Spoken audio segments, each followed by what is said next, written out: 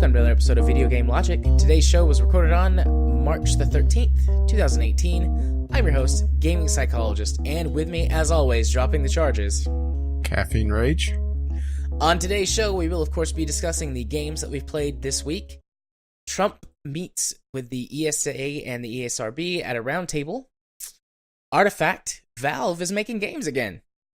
Fortnite is coming to mobile and will support crossplay with PC and consoles. We'll have our weekly community corner with a question this week and our Steam weekly discovery queue. Timestamps will be in the show notes following their respective topics. Hello. Hello. How are you? Well, I've recovered from the concussion after reading the news. Yeah. And you've come back from the salt mine. That was beyond salt. That was taking salt a stick of dynamite and chucking it in the salt mine instead of using my usual pickaxe and hand drill. Yeah, I think I didn't have as big a response because I was really expecting that. And I guess we should say the House Intelligence Committee, sorry, found no collusion. So, yeah, and Jared went off when I linked that to him. Yeah, well, so last night we went to some of our friends' house to have game night. We try and have game night every 2 or 3 weeks with them. So I was completely oblivious. I'd had a good time playing Dead of Winter for like 3.5 hours. That's a really good board game. Even though I think we had a couple of people in the group that was a little tired of zombies, and last time we played, I kind of threw the game for everyone when I realized I was in an unwinnable situation because I was the betrayer. Yeah. Which is, perfectly logical for the betrayer. It's like, I'll screw you all over. Yeah. No, we had never played it with our friends before, so we taught them how to play, and we had a blast. It's fun on tabletop, but it's just because there's so many pieces, it's kind of fiddly on tabletop, so it's a much better game to play in person. And yeah, we had a blast. I imagine if someone had VR and was able to handle it really well, it's probably very quick to set up on tabletop. Yeah. But we were having a grand old time, and then we got home, and I sat down at my computer, and I saw the news, and I blew a gasket. I'm honestly not very proud of what I did last night, but I'm leaving it because, sticking with your choices and all of damn. that. Yeah, I was expecting a result when I just saw you just go silent. I thought, oh, he's on Twitter.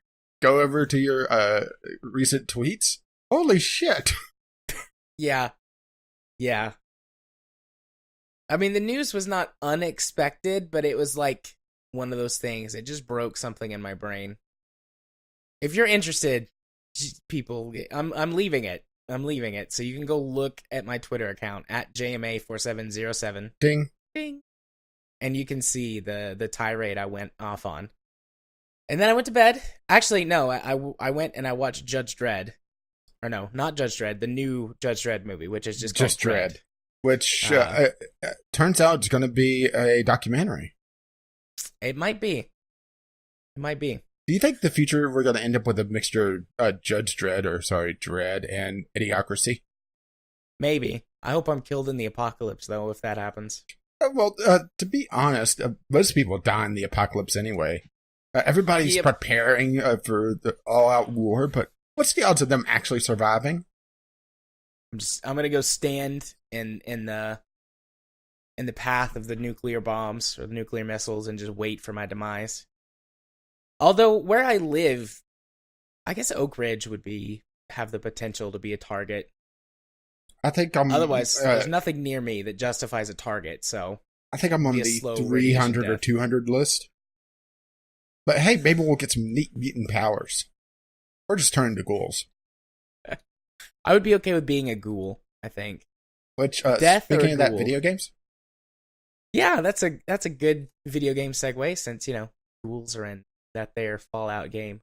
Yeah, which although neither of us played Fallout. Well, not anymore, but we'll come back around to Fallout in a little bit. Did we put that on the news topic? No, that's in the ESA thing. Oh, okay. Okay. So, I've only played 2 games this week, and I don't think I could get any further between my 2 games if I tried. Both on quality, genre, and me wanting to go back and play them some more. So let's start off with the Sunday sampler. Sega Kagura Peach Beach Splash. Oh boy. A little bit behind the scenes for the Sunday sampler for me. Whenever I doing my final thoughts before doing my recording, I open up OpenOffice and I make bullet points. And then I handwrite them onto paper because I'm old and I don't have a tablet nearby to be able to just reference while I'm chattering away during a video, and usually somewhat inarticulately. Usually it's about a page of bullet points. For this game, I had 3. And let's start off with the DLC for this fucking thing, because that's where I started in my video. $300 fucking of DLC. And the fun part is not all of it is cosmetic. Some of this is power, because this game, it saw what Battlefront 2 did. It was like, hold my sake. Because Japanese, huh? I see what you did there. This has the potential for being the most imbalanced fucking game I've seen in quite a while, because, well, you mentioned it when we found this on the Discovery queue. I knew about it before that, but I didn't really pay attention to the card system. The card system is, well, one of the really about 2 or 3 things that really breaks this game for me. As you play, you get Zenny, which is the in-game currency, to go to the in-game shop and buy card packs, as well as cosmetics for your girls and that sort of thing. This is a titillation third-person shooter, for lack of a better term. And the cards are your power-ups, but they also, as you get duplicates, they allow you to level up your skills. And the fun part is, different rarities of cards have massive differences in power. A 4-star barrier card that I got on the video was, if memory serves, like 5 times stronger than just the rare or standard card that I had also in my collection. And you could stack them. The game works as essentially a CCG third-person shooter with tits. And the power-up system is essentially just a miniature deck of about 10 cards. And you could stack the same type of card over and over again. Not the same exact card, but each effect has at least one of every rarity.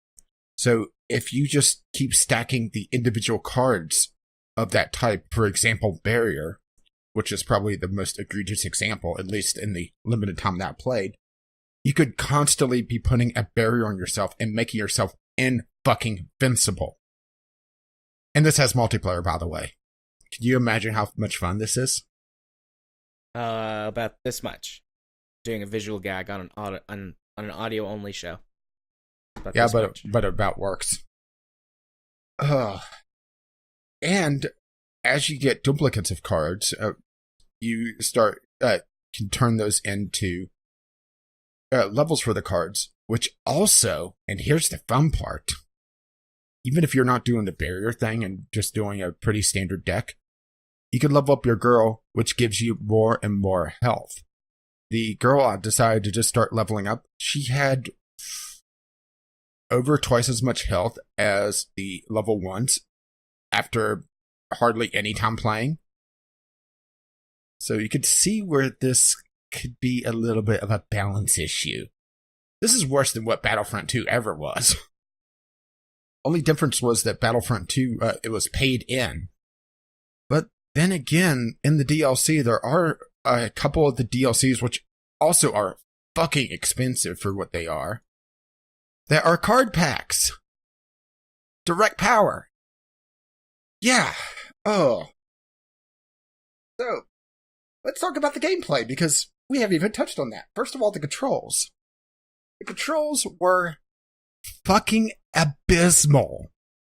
In order to play this with mouse and keyboard without rebinding the entire fucking thing, which thankfully you can, because they at least did that, you need 3 hands, because it's WSAD for movement, mouse for aiming, obviously, which the mouse aiming is sluggish as hell, even with the sensitivity of the camera turned up, and the DPI on my mouse turned up, it was still sluggish. That should be saying something. The power-ups, by default, on all 3 of the profiles, were on arrow keys. How the hell are you supposed to hit that? And a third hand, obviously. Maybe it's the mutants that were playing the Nintendo 64. But in the original launch, before they patched it for the default control schemes to make a little bit more sense, jump was on A. They eventually, when they patched it to try to fix some of the crashing issues, which we'll get to crashing and just FPS issues in a little bit, it was just fucking believable. If it's not the worst default controls I've ever seen, it's definitely up there. And then we get to the actual gameplay. Well, this is a more movement-based game with a jetpack and a jet dash, but they all use the same ammo as your gun. So as you're moving around, you're depleting the ammo from your gun. Am I the only one that sees this as a problem? So you jet forward, then you have to stop and reload. And when you reload, you duck down and pump your gun. So you just negated all your movement. And no matter what gun you use, it has this long reload cycle that it slowly builds up until it finally is loading fairly quickly, but only the weapons that have just massive ammo pools, like the Gatling gun, really get to that point. It's just, it feels like they penalize you for actually using your movement. Granted, you don't really need to if you're playing single player, because I think the best thing I could say about the AI is it functions. Kinda. Okay. The AI, I played for about 7 hours, 6 or 7 hours, which some of it was trying to resolve a crashing issue, which was in the base game. And some of the menus, the FPS is just dog shit, no matter what you do or what settings you have on, which there's limited graphic settings to begin with. I saw the AI running in circles. The single player is pretty much just the 2 teams throwing themselves at one another with no semblance of strategy whatsoever. The AI rarely makes use of the jetpack, and that's only when they're jumping from preset platforms to one another. I never saw the AI use the jet dash, which makes me think that the jet dash is just there for, having something dangling off the girl's ass. Oh yeah. And the AI never tried to revive.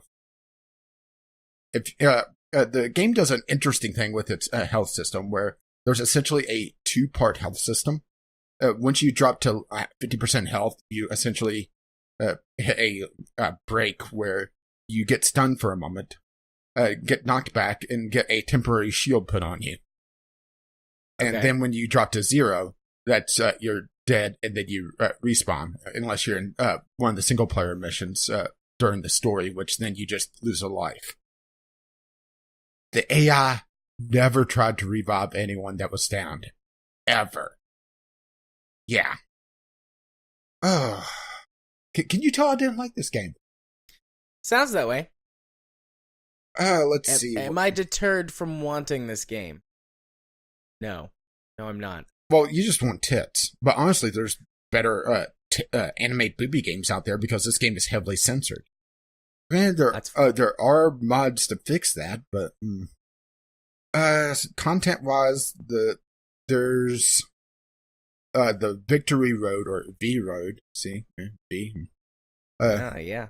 Where it's 4 tournaments with 5 tiers each.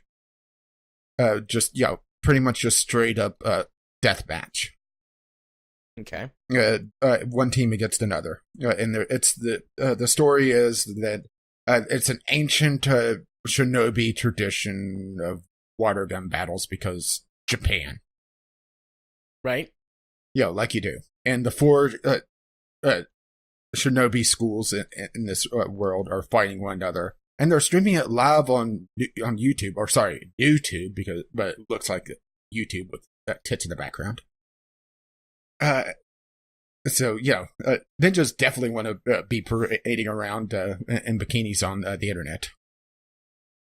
But during the Victory Road, it's the two full teams from each of the schools fighting in essentially a tournament against one another. And you have to beat all five of the all five tiers of the tournament of that particular set of the Victory Road to progress. If you lose any one of them, which it feels damn arbitrary because of how the AI just throws themselves at one another, you get sent back to the start. If you quit during any of those, you get sent back to the start. So it's frustrating because there was a couple times that my team was just running around in circles, literally. So it was me against the entire enemy team, which I could fight off some of them, but 5 on like 2 or 3, and it doesn't do a respawn wave like most shooters do. It's just as soon as the respawn timer's up, you're back in. So if you get a bad setup, you'll just have your team slowly trickling in the entire time, which is also frustrating, as well as just the numerous cards that have either stuns or knockdowns, and the knockdowns and the melee attacks are very long animations and very slow to get out of, which just leaves you as a sitting duck. Thankfully, the AI is too fucking brain dead to make use of it, but multiplayer, I'm sure, you get knocked down, you're dead. Oh. Still haven't deterred you because anime boobies, right? Right, so I'm dropping a link into chat for you to go look at a game. And this is what I think of whenever you're talking about this game, except the game that I just gave you a link to, Rumble Roses XX, was actually a good wrestling game. Because what I thought when I saw this, SENRAN KAGURA, Peach Beach Splash, was kind of what I thought about Rumble Roses, which is, I would pull this out from my college dorm, and everyone would be like, hey, boobies, let's play the booby game. And we'd all laugh for 10 minutes, and then everyone would get quiet because it was like it was actually a good game. And so we'd forget about the boobies, and we'd actually just be playing a decent wrestling game. No, and that's kind of like what I. There's so many things in it that just that kind of takes me out of it. It does a single gun and melee weapon that's pulled out of hammer space, right? And that's it for guns. Oh, and also the guns are leveled up, and as they level, they get extremely powerful. So it'll be more down to who spent the most time or who, got a bit lucky because, let's see, what else? Something else I didn't mention about the controls, which, okay. The game shows gamepad controls. No matter what. If you're playing with mouse and keyboard, you'll have no fucking idea what some of the controls are. Particularly if you want to go through the menus. In some places, to go back, you right click. In others, you have to hit shift. In others, you have to hit tab. Good luck trying to remember which is which. It never tells you mouse and keyboard controls. Ever. And for some of the more titillating areas of the game, you're just going to sit there hitting a key and see if it does something. Hit a key, see if it does something. The game may as well not be in fucking English. Okay. I mean, I was not expecting this to be, well, I guess the proper term would be like Overwatch, something really polished, but this game is dog shit. Right. So it's not a good game. It's just look at the girls in bikinis. It's not a good game because of balance issues. It's not a good game because of crashing issues. I couldn't even get multiplayer to connect. And even if I could, there's a lot of people on the discussion forums talking about how some of the DLC is just causing people to crash out if they don't own it. And because there's $300 of DLC, it's, good luck figuring out which one is which. The controls are a bit floaty. There's, you would expect the game to have, for, if you pardon the wordplay, a bit of fluidity to it with the jetpack and the jet dash, but you can't use one immediately after the other. So you can't jetpack up and then jet dash to try to get some mobility. It's one or the other, and there's a long delay in between the two, to the point where I'm not sure if I ever was able to jet dash in the air. It may be a limitation of the game itself, but it's one of those things that they should go work together, because they're two completely different parts of the equipment on the girl. It's just, okay. In order to even hit anything, because of how sluggish the camera was, I had to actually turn on the aim assist in the game. And the aim assist is so strong that it was pointing the general direction, and I was hitting things. Yep. I fought in your general direction. And I could only imagine how frustrating that would be online, because that's a built-in feature. Even ignoring the online component and focusing on single player, it's lacking because there's no arcade mode. There's no, just pick two teams and throw them together, or pick a custom team and throw them together. It's the Victory Road, which is a set series of tiered tournaments. There's the story mode, which each of the 4 schools have has 10 missions with some visual novel-esque story bits in between. And most of those missions are extremely short, and they're all essentially horde mode, where you're going through the multiplayer maps, but the multiplayer maps are just filled with random goons, essentially, that you're fighting. Occasionally, you'll have a fight with another team, but that's a rarity. And then there's the Paradise episodes, which is short stories for smaller groups than the full school teams. But those are 5 missions each. And the one I did, I could have gotten unlucky on it, on my length, but one mission was a minute. All 4 of the others were 30 seconds each. It took me longer to load and go through the story bits, which the story bits weren't even visual novels. They were basically just text windows, than to actually play the missions. Alrighty. So if you want a completely unbalanced piece of shit with tits, I hardly recommend Peach Beach Splash. But if you want to play something actually competent, or, have better titillation in another game, because this is centered out the wazoo. Matter of fact, you can't even see the wazoo because of light beams. That's just how I like my wazoo. Covered in light beams. I was just checking out something else. So I think final thoughts are, no sir, I don't like it.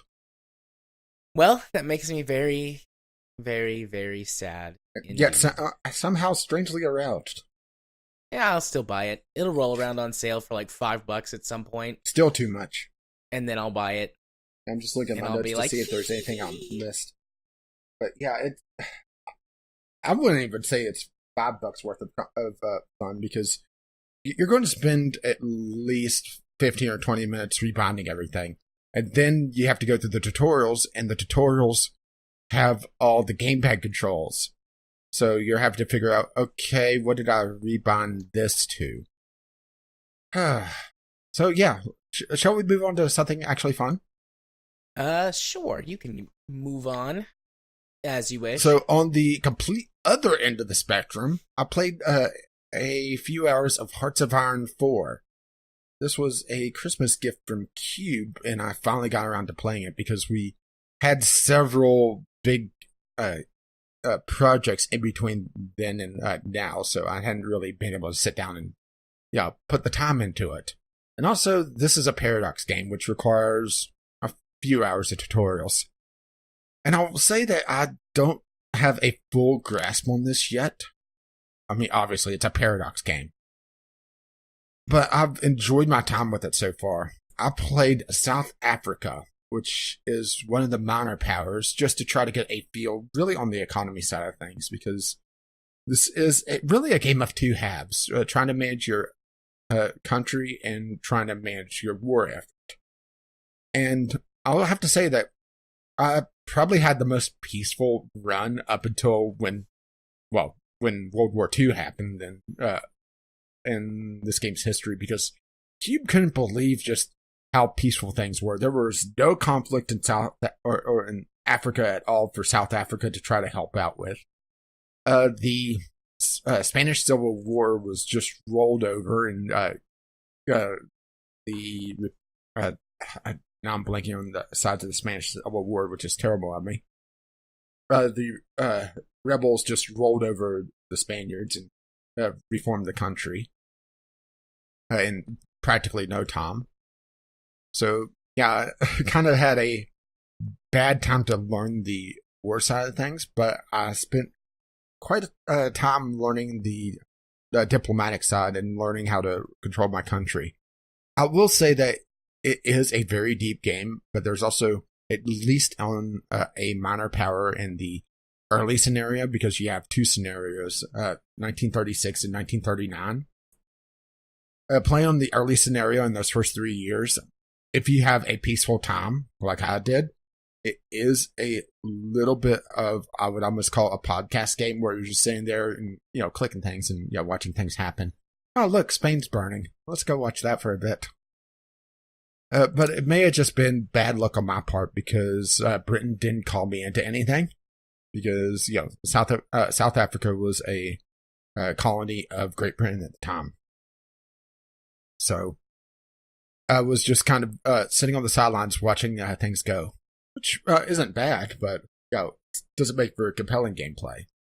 And then World War II started. Let's see, Hitler decided that, Poland looks like a lot of fun. Let's take that. Which I think is a national pastime in Poland, getting invaded. Because isn't their history just full of invasions? I believe so. Then Hungary joined in, and they wiped out Poland in practically no time. Then things got interesting. The Kingdom of Romania had a military coup and decided to attack Hungary, while Germany focused on trying to get Switzerland. And just they rolled over Switzerland, but it was it took some time. But while they were tied up, Hungary was losing territory to Romania.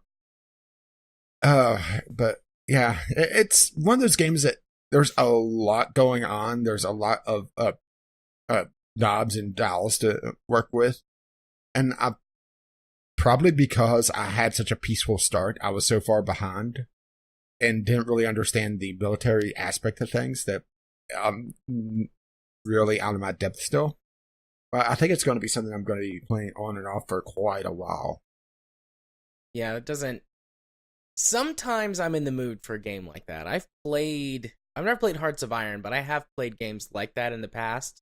Like, most notably on PC, the older Axis and Allies release. Yeah, well, I had Hearts of Iron 3 from somewhere, but Cube sent me 4 with a good chunk of the DLC from the package that he sent me, which thank you very much for that. Sorry it took me so long to get around to it, but there was some major projects in between the two times. I mean, we had episode 100 to do. We had a couple major game clubs that required a lot of time. Yeah. Yeah. And also I was sick for a good chunk of February. Yeah.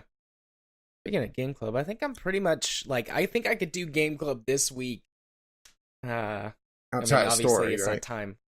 Huh? Outside of story, of course, right?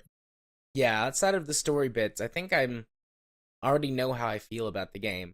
Oh, this is going to be an interesting game club. It is. Some good, some bad. But yeah, I won't say anymore. Well, hopefully you'll say a little bit. Hopefully you'll say something in a couple of weeks when Game Club comes around. Yeah, I will. But I've talked to you a little bit more about it, so you know kind of what I'm getting at. But I'm not gonna bring that up 2 or 3 weeks ahead of time.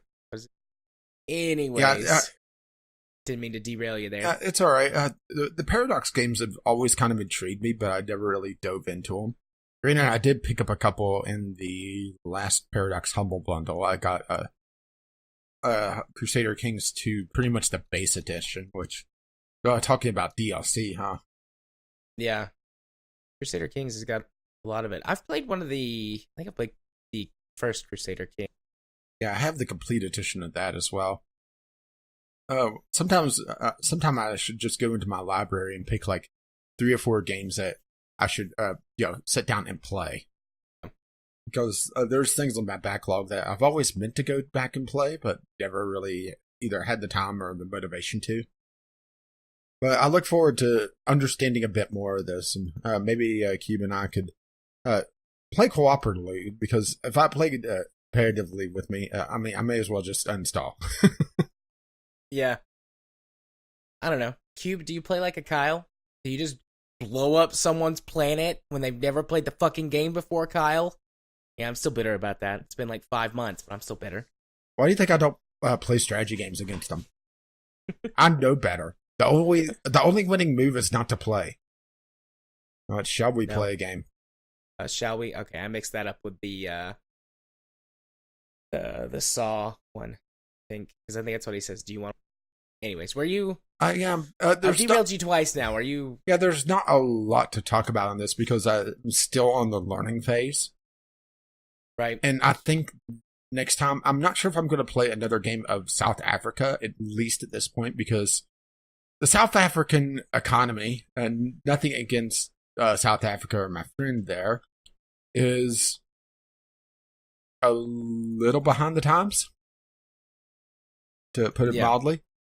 So the 3 years up until really World War II's tensions start to mount, I was spending pretty much the entire time just trying to build up the economy. And even then, I was still not doing great because the game does some interesting things. The different powers, the major powers, have the ability to research multiple things at once. I think 4 or 5 research slots, depending on the country.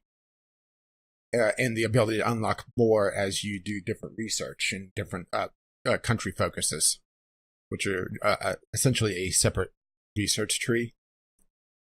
Well, South Africa starts with 2, and they only have 1 military factory, which the military factories are what produces your tanks, your guns, your aircraft, that sort of thing. And factories could only produce 1 type of thing at a time. And as a factory is producing things over the course of time, it gets better and better at it. So let's say, I'm just going to use some nice round numbers here, just for example's sake. Let's say I have my 1 factory building infantry weapons, guns.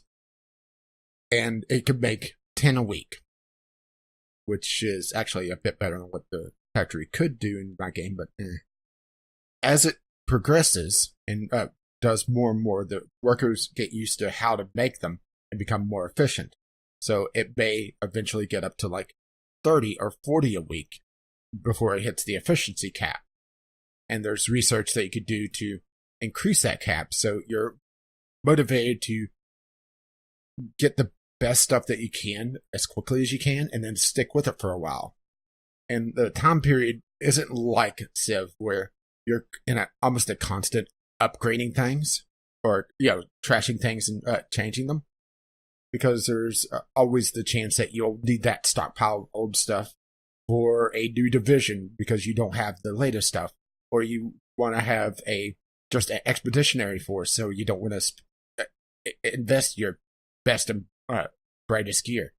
You want to just outfit them with the older stuff to be able to field a force. Or maybe all your planes got shot down in time to roll out the Death Trap Mark 1.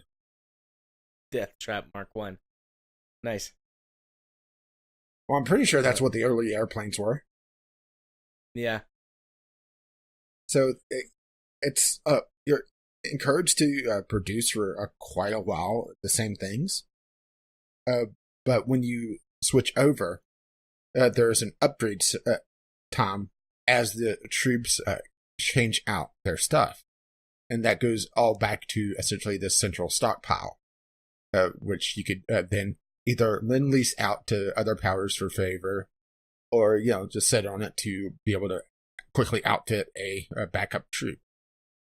There's some really interesting strategy stuff behind the scenes. And I'm looking forward to getting more into it. Sweet. Look at it this way, it's gotten me out of the city skylines and managing traffic. Fucking idiots. Yep, most drivers are. Well, these Everyone are is these at are least some of the exceptional. time. These just sit in the middle of the intersection and block traffic in 4 directions. Right. Probably on their fucking cell phone. Playing Fortnite. Oh god. If only I didn't have games to talk about and we didn't have another news topic ahead of that one. 2 news topics ahead of that one. Yeah, but that's a tease. That would be an excellent segue. Yeah, that's it. Alrighty. Well, I played 3 games this week, excluding the Game Club game. And the first one of those is Loot Box Quest. Loot Box Quest is a satirical clicker-style game made by the same developer who made DLC Quest. And it's a game that's, it has a storyline that you play through and can actually win the game. It's pretty short. It took me about 2.5 hours to completely play through it. And it does this nifty little thing that it pops up at the bottom and it's like, hey, you've been playing for about 90 minutes. If you don't like this game, now's the time to request a refund if you purchased it on Steam. So that was pretty cool. Yeah, I mean, it is $1. It is. It's only $1. I actually contacted the developer and asked if he would do an interview, and he... Maybe he'll just do an episode. It's like, no. Yeah, maybe so. But, so the game evolves as you play through it. You start out as just like a dude who's very excited to get the new game, MacGuffin Quest 2. Electric Boogaloo. And MacGuffin Quest 2 has loot boxes, whereas MacGuffin Quest 1 didn't. And the game starts out, and you have to click to work your job to buy enough money, or to get enough money to pre-order the game, which gives you, I think, like the first loot box or something that you open, which opening the loot boxes doesn't do anything. You just have a counter for open loot boxes, and then you get garbage items, and then you can sell the trash items for money. But so you click to work your job to get enough money to buy the game, and then once you've worked your job enough times and you've pre-ordered it, like, the game releases, and then you get the MacGuffin Quest 2 thing that you can see in the screenshots in front of you. And then you can start playing the game, and it starts out as play, and after you fill up the bar a couple of times playing, then it's like, you get these little messages at the bottom of the screen, and it's like, okay, get MacGuffin Quest 2, playing it. It's like, what? I can't play as MacGuffin, I have to play as his sidekick, whatever, but it looks like I can get MacGuffin from a loot box. Well, I guess I'll just grind until I get the loot box that has MacGuffin and in it takes 40 hours. And so you start going through and you're like, man, this grind is really boring. I should automate it. It's like learn coding. Create a bot to play MacGuffin Quest 2 for you. So you do that, and then it starts playing itself, and the bar fills up on its own. You get loot boxes. And it's like, I should get a second job so that I can make more money to spend more time developing more bots to play the game for you. And so you can get up to 5 bots to play the game. And as you go through, eventually it's like, okay, well, maybe I can make some extra money opening these loot boxes on YouTube. Or it's like, does it say YouTube? I can't remember if it says YouTube or if it's like a satire. Probably YouTube. Yeah. You need something other than watching big-titted ninjas. Yeah. But so then you start making videos for YouTube or whatever, and you earn some money opening loot box videos, and eventually you like automate all of that stuff by making bots. And it's like you get satirical messages at the bottom every time you research something or sort of hit a milestone in the game. Like, just looking at the screenshots, one of the things that I'm looking at is like you can research. I think it's called video intros and outros, and the satirical message pops up. It's like, now I don't have to say "What's up, folks" all the time. So things like that, and then eventually the game evolves. You're like, I bet I could make a game. So then you get the game studio and you make your own game, and it's one of the things you can research is loot boxes, and it's like, I swear I'm just doing this to because games are cost so much to develop, right? It's like, my loot boxes are going to be different. They won't be pay to win, right? Eventually your company gets big enough where then you start like having lobbyists that you send, and to Hawaii.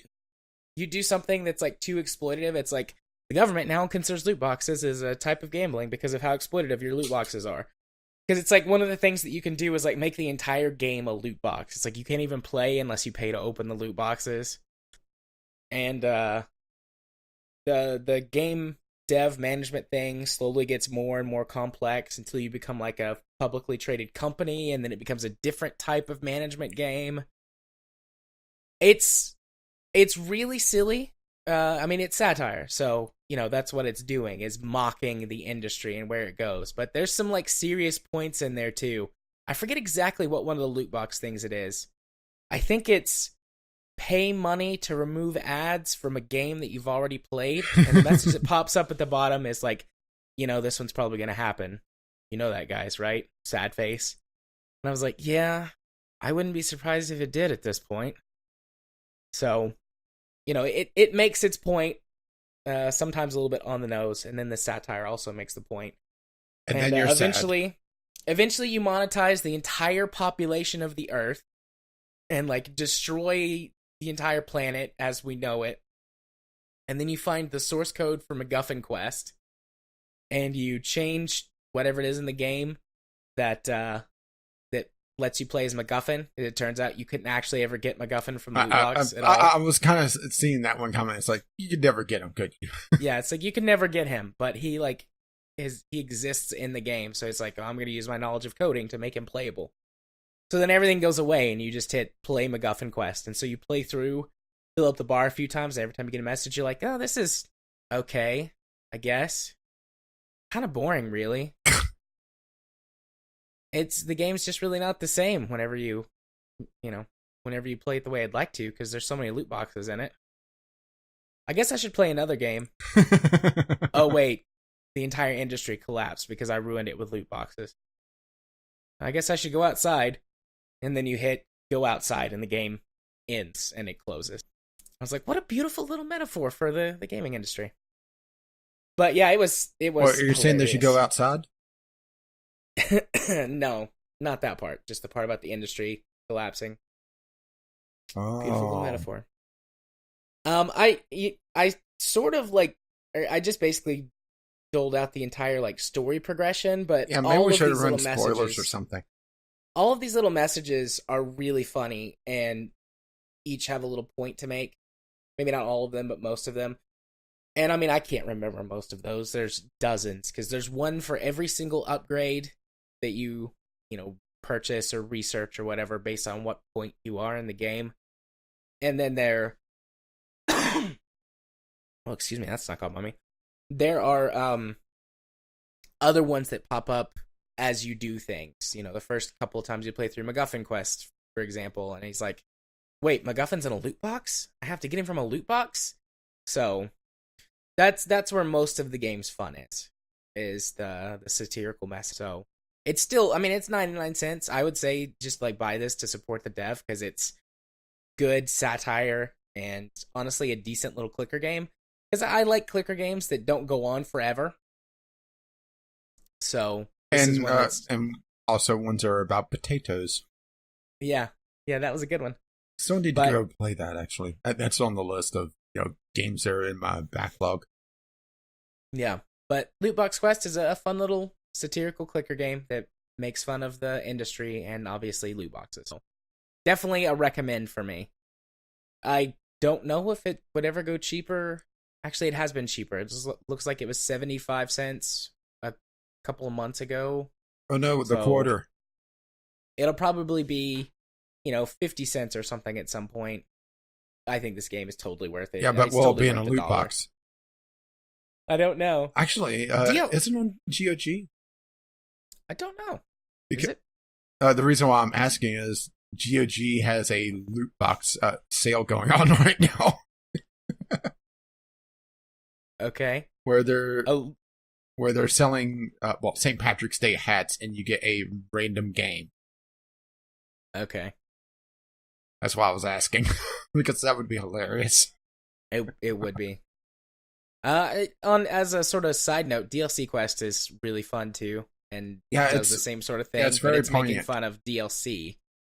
DLC Quest is from like 5 or 6 years ago, so I feel like the dev has definitely grown in game design. I think the satire is funnier than in DLC Quest, but I mean they're doing the same sort of thing. Mm-hmm. So I think like DLC Quest, like one of the first things that one of the first DLCs you purchase is the ability to move left, and it's a side-scrolling platformer. Well, why would you need to go backwards? In order to get things that are behind you. Forward only. Like on the first screen, I think there's a chest you can't get that's like right behind you, but you can't walk left, so you can't just turn around and pick up the treasure chest. You have to go until you get the DLC to turn left, and then you can go back and get it. But yeah, Loot Box Quest, good. You should buy it. It's only $1. Totally worth it. The next game on my list is Holy Potatoes, We're in Space, which is the sort of sequel to Holy Potatoes, a weapon shop. Yeah, another sort of clicker game. Yeah, I say sort of sequel because the only real similarities it has to Holy Potatoes, a weapon shop, at least in the first couple of hours of play, are your people are potato people. Like you do. They're vastly different games in every other respect so far. Yeah, it's almost faster than light. Yeah, it's very FTL, actually. Holy Potatoes, a weapon shop is a management crafting game where that you like inherit this weapon shop and you have to recruit people to craft weapons for you, a la like some of the really simple arcadey management games like Game Dev Tycoon or something like that, except you put together weapons. And then there's sort of some other game mechanics that come on top of it where that you have to like equip adventurers to go on quests and like bring you back special materials, and there's this underlying story about your grandfather and some stuff that happened, and you sort of unravel a mystery. So Holy Potatoes, a weapon shop is very, very crafting focused, management light, and you're sort of uncovering a story by getting adventurers to go out and do things for you. Holy Potatoes, We're in Space is much more FTL like in the sense when it comes to the combat. Although it's more turn-based. FTL was real-time that you could pause. Holy Potatoes, We're in Space is turn-based, but it still uses the similar weapon system and a similar energy system, and then assigning crew to various weapons can give them boosts. It's fun. It's silly. It's got some weird performance issues that I don't understand. During the combat system, it gets really slow down, like frame hitchy. Like it's trying to do too much? Like it's trying to do too much, or they use the same engine and it just wasn't built with this in mind. It's locked at 60, which, I'm fine. Honestly, this is a game that would be fine locked at 30. There's so little movement and everything's turn-based and it's all cartoony and stuff. Yeah, but you need your high frame rate potatoes. I do need my high frame rate potatoes. But the game hitches really badly during the combat. Especially the higher level combat. So like it drops you into the tutorial and you've got like end game power type stuff. At least that's what it feels like. There may be stronger things, but things that are like 20 times more powerful than what you start with once you get dropped into the campaign proper. Abilities. Yeah. but there's like big explosions and things going on, and it's like crawling, frame, frame, frame. Oh, everything's happening at once now. Oh, frame, frame.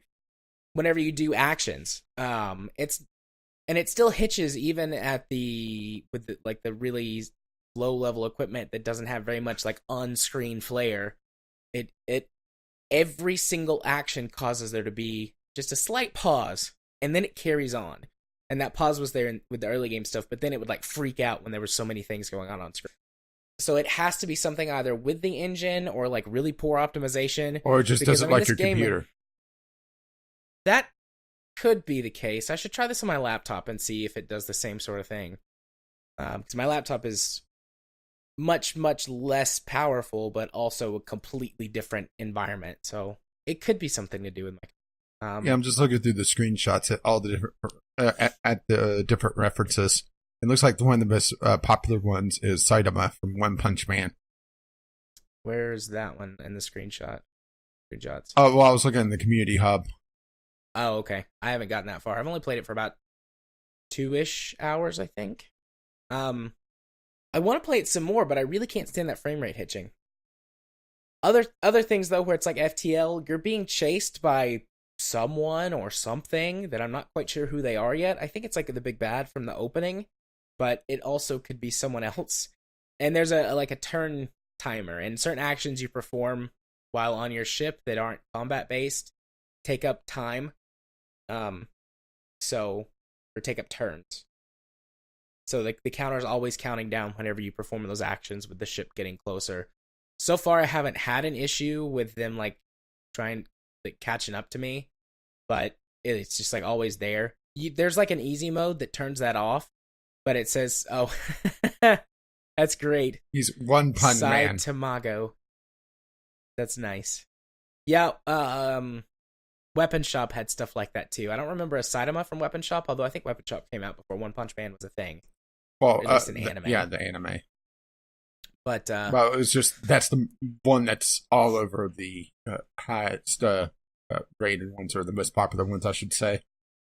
Yeah, but Holy Potatoes We're in Space is fun, and it's silly, and it's cute, and it's colorful, and it's funny. But honestly, I think the first one's better, and it's not even just the performance issues that may or may not just be my computer.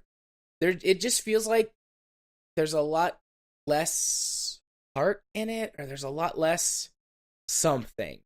It just doesn't feel like the first one does. It's not as joyous as the first one, which that is extremely subjective, and that might be the most, like, I don't know, pie in the sky comment I've ever made about a game. But when I played, like, I was so excited when I got this game, and I played it, and it didn't make me as happy inside as the first one. I'm sorry, I'm just going through the screenshots. Darth Tater. They had a Darth Vader reference in the first one too. Probably should get around to the other one, because I think I'll enjoy it more. FTL kind of wore on me for a bit after a bit because of the combat system, where it was a lot more luck based than I would really like my roguelites to be. Yeah, I really prefer my roguelites to, if I'm good enough, even if I have an extremely bad roll of the dice, I could at least make some sort of progress.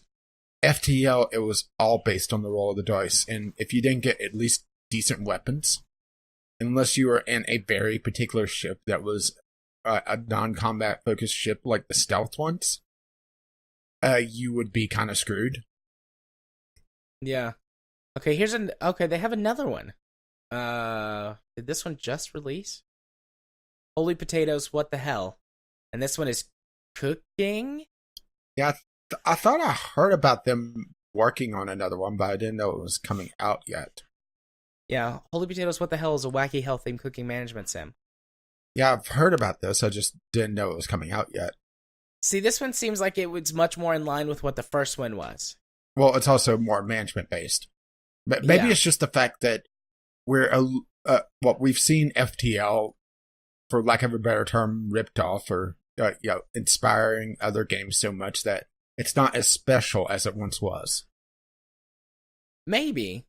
I don't know. I can't quite put my finger on it, but I didn't enjoy Holy Potatoes, We're in Space as much as I probably should, just based on how much I love sci-fi games and I love silly things and colorful things.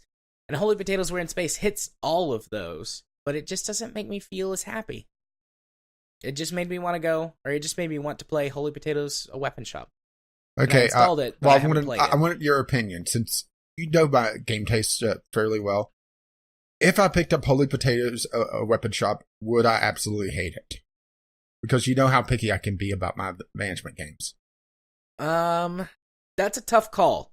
It's very management light. It's very much just get people with the right colors and put them at the right colored station. Because I really disliked a Game Dev Tycoon because it did pretty much that.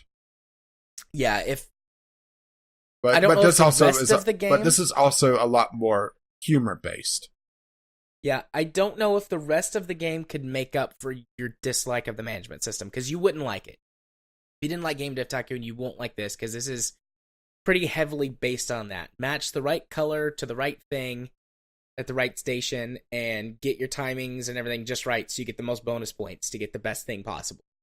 Honestly, it sounds more like a mobile game than anything else. But what really props up the game is a combination of its humor and that sort of underlying story that unwraps itself as you go along. So it's a toss-up. I don't think that you would love it. I think that you would need to get it pretty cheap, like for $1 or $2 before you like that it low? enough. It's pretty cheap. Well, I think it's only like $5 or $6 right now. While I was looking at it, it was it's $5.77. That's why I was looking at it, thinking, huh. And they're doing that thing where you have to buy the DLC pack with it. Yeah, because the base game isn't discounted at all. Yeah, I think you'd need to get it for sub $5 in order to appreciate it and like it, just because you would thoroughly dislike the management system. So, I mean, it's $15 to just buy the game. Yeah, I mean, it would be with the DLC bundle because it has the base game in it for $5.77. That's what I was looking at. Yeah. I don't know. I haven't played the DLC. I don't actually have the DLC. So for $5.77, I don't know. That's pretty close. I mean, I'm saying, sub $5, and this is just over $5. Well, we have the summer sale coming up before terribly long now. Yeah, it's been much cheaper. I mean, Holy Potatoes has been down to, it looks like $3.74 before, and I'm pretty sure you'd like it for that amount. So probably just wait till the sale. Yeah. Until then, we'll just hash it out. So Space Dark Souls. That brings me to the final game on my list, The Surge. And The Surge is, if someone said, "What if Dark Souls, but sci-fi?" If you listen closely, I think you can hear Kyle's eye twitch. Yeah, Kyle said he was going to send in a letter this week, but he didn't, so he doesn't get a chance to defend himself live on air, so to speak. Although Kyle and I did have like a 10 or so minute conversation about this over the weekend, and I'll talk about some of those nuances in a bit. And a lot of that's going to be coming from Kyle's perspective, because I've played Dark Souls for a collective total of about 6 hours over the last 6 years, with most of that being in the last week or 2 weeks. So, I don't exactly have the deepest Dark Souls understanding to pit this against. But based on my limited experience and my overall knowledge of Dark Souls and Bloodborne to some extent, just from sort of the popular gaming culture, this is, what if Dark Souls, but sci-fi? The Surge is a sci-fi future dystopia world where the Chinese hoax is killing us all. And there's one company that survives or buys up all the other companies. I'm not 100% sure. The story sort of reveals itself as it goes. You get an opening cutscene that basically sets up the world, and it does this really wonderful thing where you discover your character. Like the cutscene plays, and it's basically like a Creo's the name of the company. It's a recruitment message, and it's like we're offering you employment. Do you accept? And like you see your character's hand hesitate, and then he hits the accept key, and then the camera's behind you, and you can't fully see your character, only his head, and it doesn't allow you to move the camera until you get off of this train. Mm-hmm. And you realize that your character is in a wheelchair. He can't walk. He's paraplegic. And one of the things that this company does is it's developed powered exosuits, and they would allow him to walk again. And so that's sort of the setup for why he ultimately, I think, like pushes him over the edge to accept the job offer from this company, is because he wants to be able to walk again.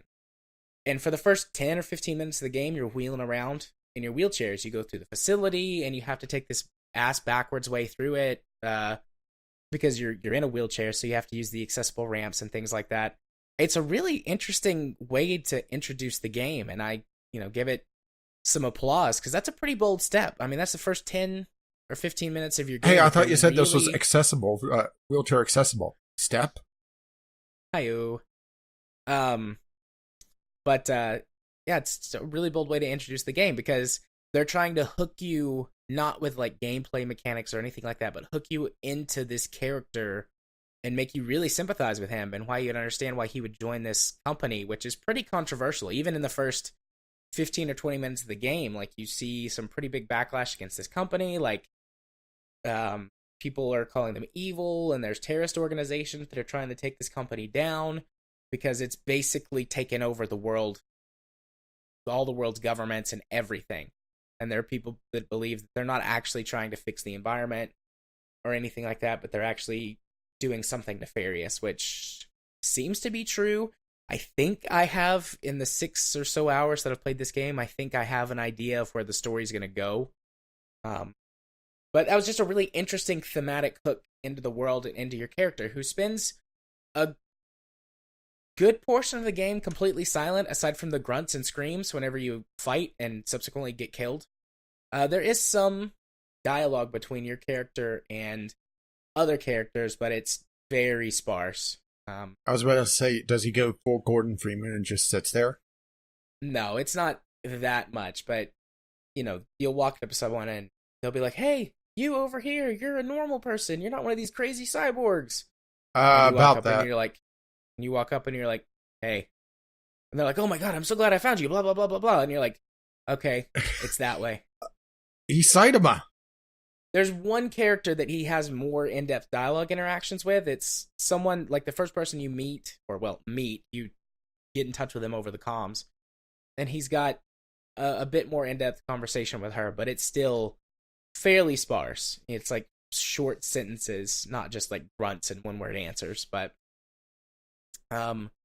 so, yeah, you're in this facility, and obviously something goes wrong, and all of the robots start attacking people, and lots of people in their exoskeletons die, and also this thing is jacked into your brain. That's like how you do. Like you do with all cyborg suits, you jack them into your brain. And so these people die, and then the cyborg suits take over their body, heavily implying that there's some kind of artificial intelligence that has gotten loose or malfunctioned, or maybe it's actually doing it on purpose. Well, quick, don't network your suit. Yeah. Well, the whole thing goes down as you're getting your suit installed. So you, the process malfunctions and you get your suit installed, but your neural link isn't properly installed or something like that. So you wind up passing out, and then you wake up as a recycling bot is dragging you to a junk heap. Like you do. As you do, yeah. And then you wake up and you pick up a giant piece of rebar and wield that as a weapon.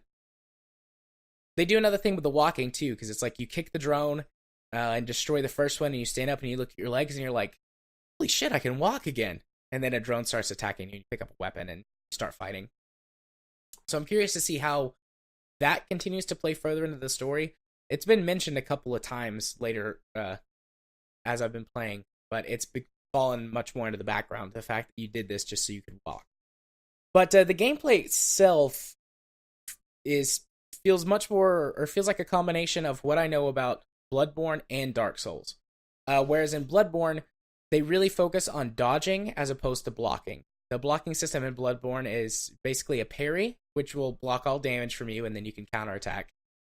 You can block, but it only blocks a portion of the damage.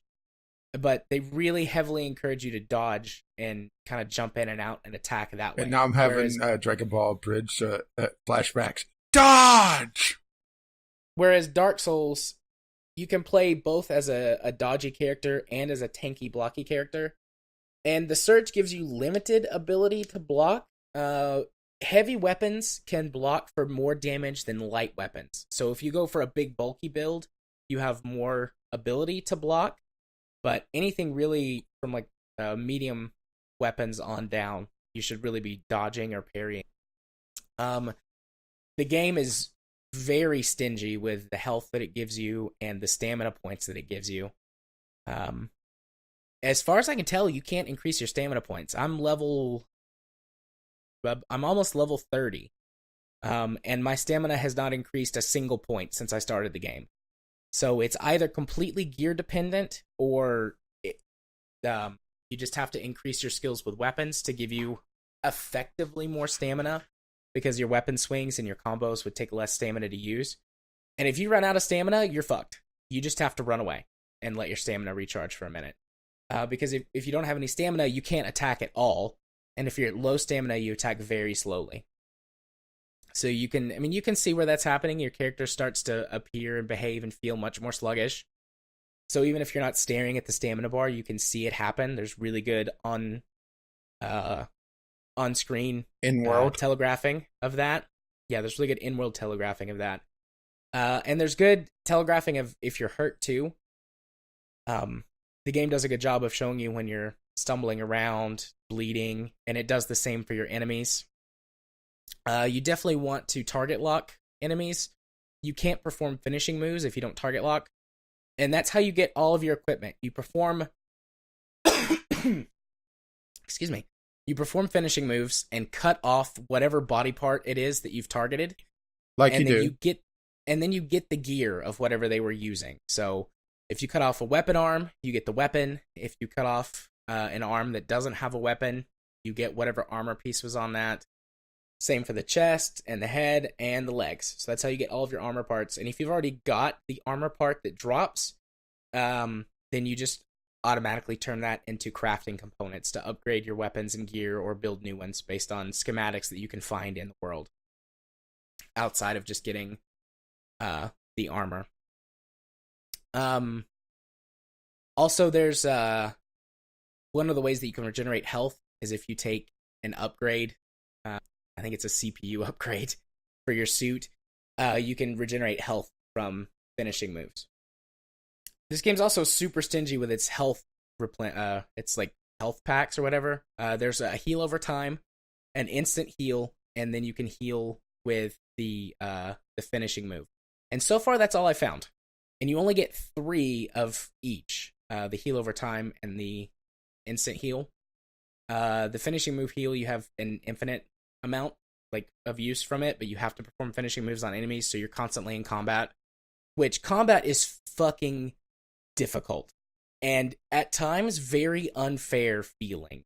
From my experience with Dark Souls, every time I died, it was definitely my fault. I missed something, or I didn't take my time to figure out what I was doing, or something like that. I mentioned that when I talked about Dark Souls last week. Yeah, last week. The Surge, occasionally, enemies will just perform an attack from out of nowhere that doesn't make sense. Like, this attack isn't telegraphed in any way that I've been able to notice. And sometimes it's in the middle of when they're being hit. Typically, there's like a stagger mechanic whenever you or the enemy gets hit, especially with a heavy vertical strike, or with heavier weapons in general. They'll stagger, or you will get staggered, and then you can't perform an action. But sometimes, in the middle of being staggered, enemies will just be able to hit you with a quick attack, which can throw you off balance or kill you if you're low health and trying to get that finishing move, which will send you back to the medical center. Just a second. I hit the mute on that one. I felt that one coming. But you'll get sent back to the medical center, which is this game's equivalent of the bonfire, and you'll have to go get this game's tech something, which is the equivalent of souls from Dark Souls, your currency to spend on upgrades. But unlike Dark Souls, this game has a timer on that mechanic. It's 2.5 minutes. You have 2.5 minutes to get back to wherever you died and recover all of your stuff. And most of the time, I'm just like, fuck it. Because I go very slowly and very methodically, because this game also likes to produce jump scare enemies from places that sometimes don't make sense, or sometimes they'll spawn behind you. And they always do it at the exact same place, so once you've been there once, you know what's coming. But if you're not going really slowly and carefully, you'll more than likely just get killed. And then you'll have to try and run back to that spot and recover your stuff. So I just leave it. I get most of my level up currency through getting the items, which you can like deconstruct to give you experience points. And items don't get dropped, so it's only your equivalent of experience that gets dropped. And so that's really frustrating too. I really usually can only play the Surge for 1 hour, an hour and a half at a time. I like the game. Like, I get it. I used to not get Dark Souls players, but I get it. Like, that frustration and like, why can you be so angry at a game and so frustrated and still have fun? But I get it. I like that with the Surge. But I have to put it down every 90 minutes or so. Yeah, I'm a bit torn on if I would like this or not. Yeah. It also does the Dark Souls thing where that whenever you go back to the medical center, / bonfire, all the enemies respawn. So they don't respawn while you're out. So you can explore freely if you've killed everything in an area and look for secrets, which there's tons of secrets. And lots of the game's story is telegraphed to you through hidden things that you can find, messages on the wall or staged scenes where you are left to sort of interpret what happened. There's a big hint for the first boss battle that is just written on a wall on an out-of-the-way path that you don't actually have to go to. And let me guess, you found it afterwards. No, I found it beforehand. The boss was still fucking difficult to beat. But I knew what to do going into the boss fight. It was just being able to do it. Because the health system is, your health is very low, and the boss had untelegraphed attacks, which happened at random. Most of the bosses, at least the first boss, most of his attacks did have a pattern, and I learned the pattern, and eventually I was just able to beat him by being able to be good enough at the pattern to not get killed whenever the off-pattern attacks happened. I could soak the damage, and I had enough health packs to do so, because I couldn't perform a finishing move on the boss to get health back that way. But yeah, eventually that's how I beat the boss, but even knowing, like, the secret made it really difficult. And it turns out there's like a new game plus, and there are better items you can get from all of the bosses if you beat them in one specific way. And the way to get it from the first boss, so the first boss, the thing that you use against him is he's got like a bar that fills up.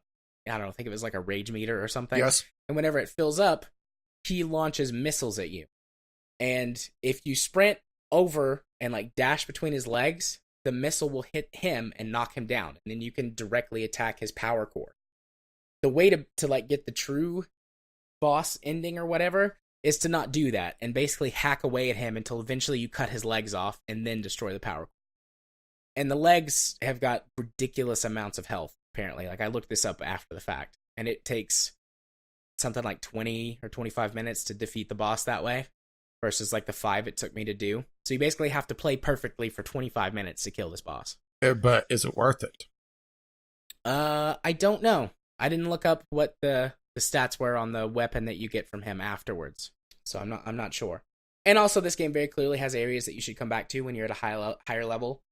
It's got like this override mechanic where your suit has to be a certain level before you can open specific doors. Yeah, like you do. Like a little thing. And there's stuff in the first level, or in the first area, that requires you to be like level 55. So you definitely have to come back. As for that stuff I was talking about when I talked to Kyle about it, a lot of the points that Kyle made, because I think his tweet was something like, the Surge is not sci-fi Dark Souls in like all caps or something like that. And a lot of the points that he were making were, well, the Surge borrows, or some of the points he made to me were, the Surge borrows from Bloodborne, and the way that a lot of its combat works as opposed to Dark Souls, with the focus being more on dodging and things like that as opposed to just directly blocking. The Surge has no multiplayer component at all. It's strictly single player, which I prefer, but Kyle likes the multiplayer that exists in Dark Souls. Oh, he likes taking people over.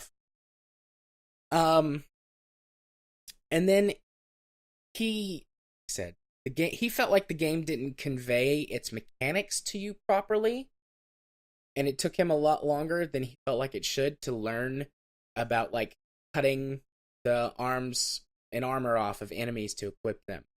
But I felt like it conveyed that to you really quickly and effectively, and we were going to talk about it some more if we had the chance, that we didn't get to. But my thought was maybe he's just used to Dark Souls and this is different, and so he didn't pick up on it because he's got Dark Souls ingrained in his brain, whereas I'm basically a fresh player, so I picked up on that stuff much easier. He also didn't like what I said about the enemies sort of jump scaring, popping up on you, some of them basically being instant kills unless you're just amazing, until you come back and know what's going to happen so you can prepare for it. We agreed on that one. Kyle's biggest issue, I think, with the game, though, is that the Surge is 100% melee combat, whereas Dark Souls has ranged options, and the spellcaster, and there's like bombs you can throw, and you also have you can get bow and arrow.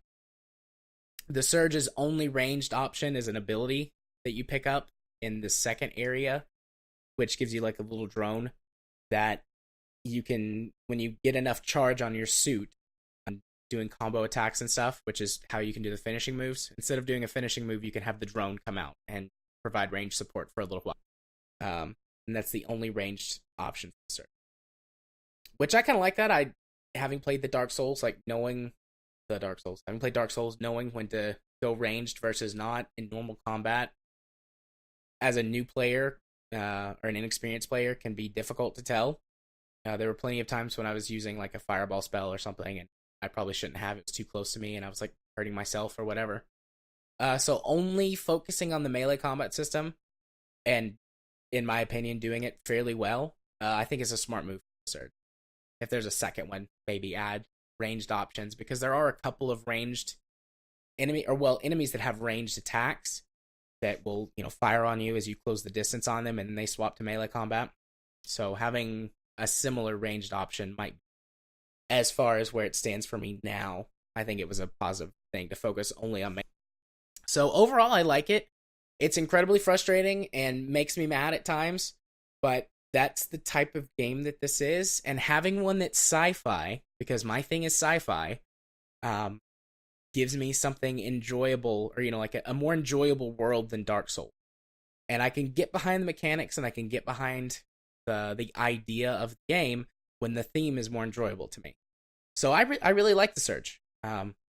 This type of game is not for everyone, and if it sounds like after a short discussion with Kyle, if you really, really, really like Dark Souls, you might not like the Surge for the points of comparison where it is different. But if you're someone who just sort of likes this style of game, or maybe likes the Dark Souls, I did it again, likes Dark Souls but doesn't really like the world. Well, maybe it's the Africa or the Iraq, Yeah. But the Surge might be something worth trying. I picked it up on sale 2 weeks ago for like $15 or $16. It's back up to its full retail release, which is $40 for the standard and $50 for the complete edition, which includes all of the DLC. I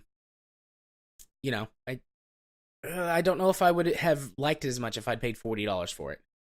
But at its at the $15, $16 price point, I definitely feel like I got good value for my money.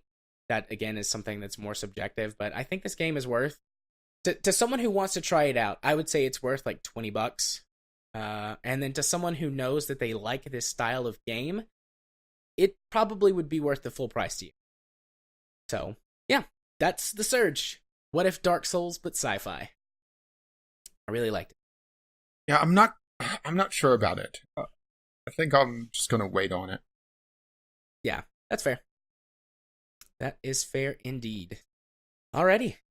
Well, it is time for us to move on then to our first bathroom break of the night and the news when we come back.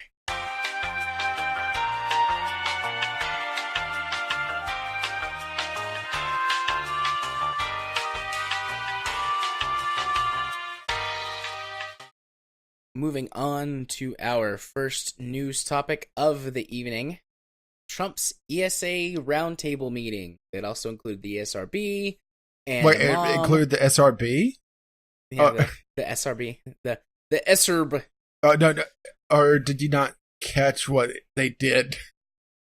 No. What did I miss? Okay, the ESRB, let me make sure I get her name correctly, but they essentially called the ESRB a representative a man.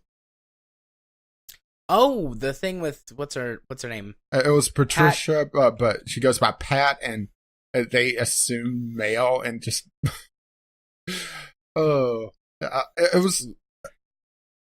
There's at least have to take some humor out of this because, well, I honestly don't expect a lot to come out of this. This is more just a smokescreen that the NRA kicked up, really. That's my opinion of it. Because, well, we've seen Trump go very deep. Well, okay, deep is probably not the right term for Trump. Focused. He'll get very focused on a very particular issue for a while. And then something happens, he gets a lobbyist or something, and then he just wanders off and nothing ever happens of it again. Like, the opioid epidemic. He called it a national emergency. Yeah, and we haven't heard anything about that in a year. Yeah, a while. And the same thing does seem to have happened with the NRA and gun control measures, because he was, like, he said something to the effect of, you guys are all afraid of the NRA, and he wanted to take everyone's guns and go through due process later. Yeah, which is absolute bullshit. Yeah. But now it's like what? Gun control what? Yeah. I've seen a lot of people saying that this is him, like, giving in to the NRA and being cowed down by them or whatever. But yeah, I think that it's more just like he's wandered off to his next thing because he has the attention span of a 5-year-old. I think you're giving him too much credit for 5-year-old. I think your son has more of an attention span. Yeah, he'd probably do a better job running the government too. My kid's hit that stage where that he realizes that things are fair and unfair, and something will happen. He's like, "Daddy, that's unfair." So shoots and ladders is no longer fun. Yeah. But he'll be like, "Daddy, that's unfair." It's like, oh, like, there's that moment where, like, in my brain, I want to go, yeah, well, the world's not fair, kid. But I'm a better parent than my parents were, so I don't do that. And I'm just like, I know, son. Sometimes life can be hard. We can talk about it. But yeah, he understands fair and not fair. He wants things to be fair. So just on that basis, I think my kid would be could run the government. Well, wait. How much does he like cheeseburgers? Not very much. Then it wouldn't work. My kid likes hamburgers, and he likes cheese, but never the two shall meet. Otherwise, it's instant, I don't want this. It's terrible. Kids are weird. Kids are incredibly weird and dumb. Kids are really dumb. My kid can be really dumb. I'm not going to turn this into a podcast about my kid, but he can be really dumb. Anyways. Speaking of dumb things, let's start off with what he started off with. The montage. He kicked off this roundtable. Granted, it wasn't open to the press, so we only really have a few statements to go by on what was actually contained in this press conference, or in this, I shouldn't say press conference because Trump definitely won't be there. This roundtable discussion that is all smoke and mirrors.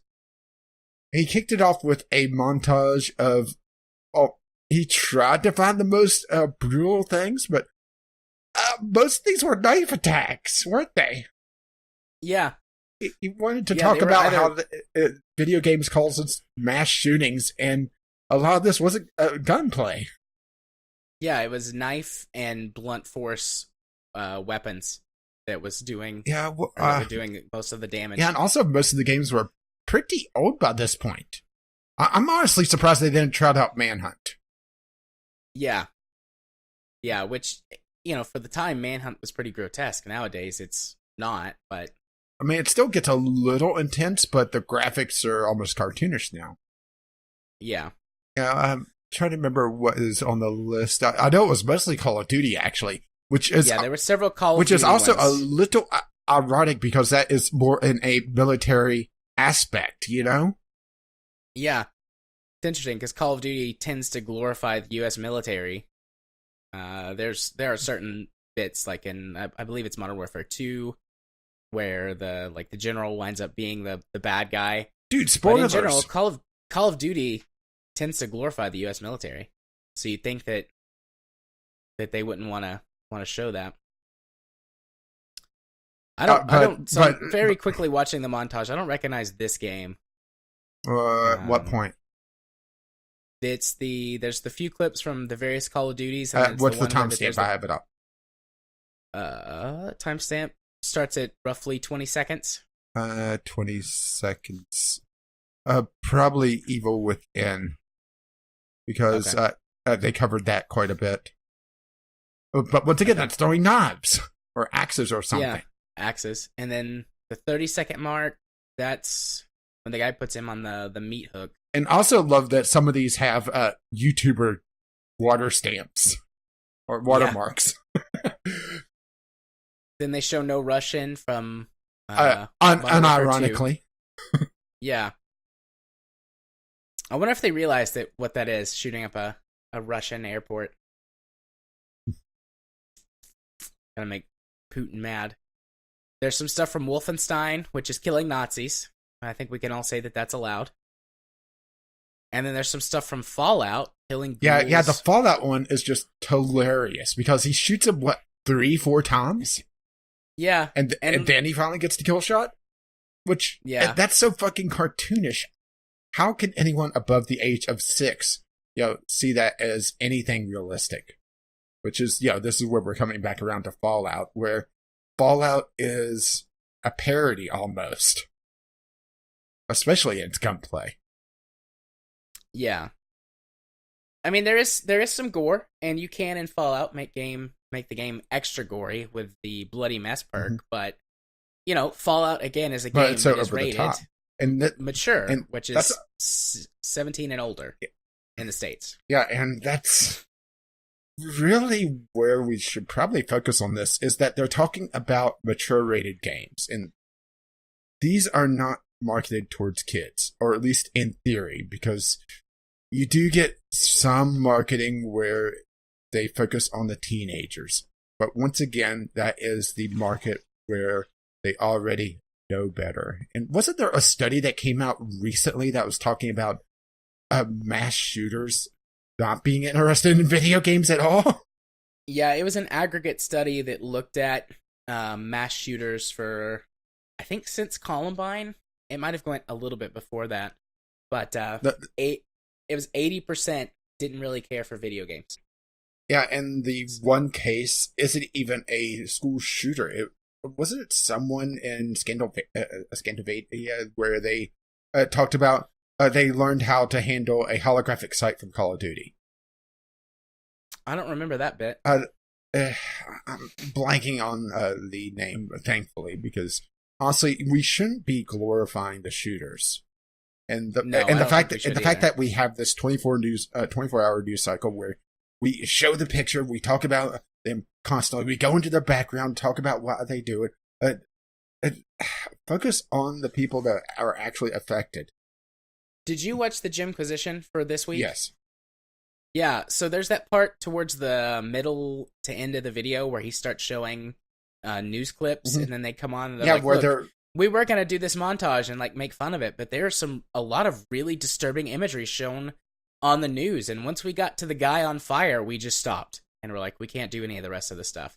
They talk about how video games desensitize people to violence because you're in control, but then you look at the news and just how graphic it was. Probably the biggest example I could think of off the top of my head is the Boston Marathon bombing. I mean, that was they fucking played that clip. That was over and over and over, and it was graphic. You could see like body parts and shit being blown off because it's a bomb. But like, Jesus, or if you even want to go, why are they showing this on the news? Or if you want to go back, let's say 17 years. How about when 9/11 happened and they showed those clips over and over and over again, scaring people.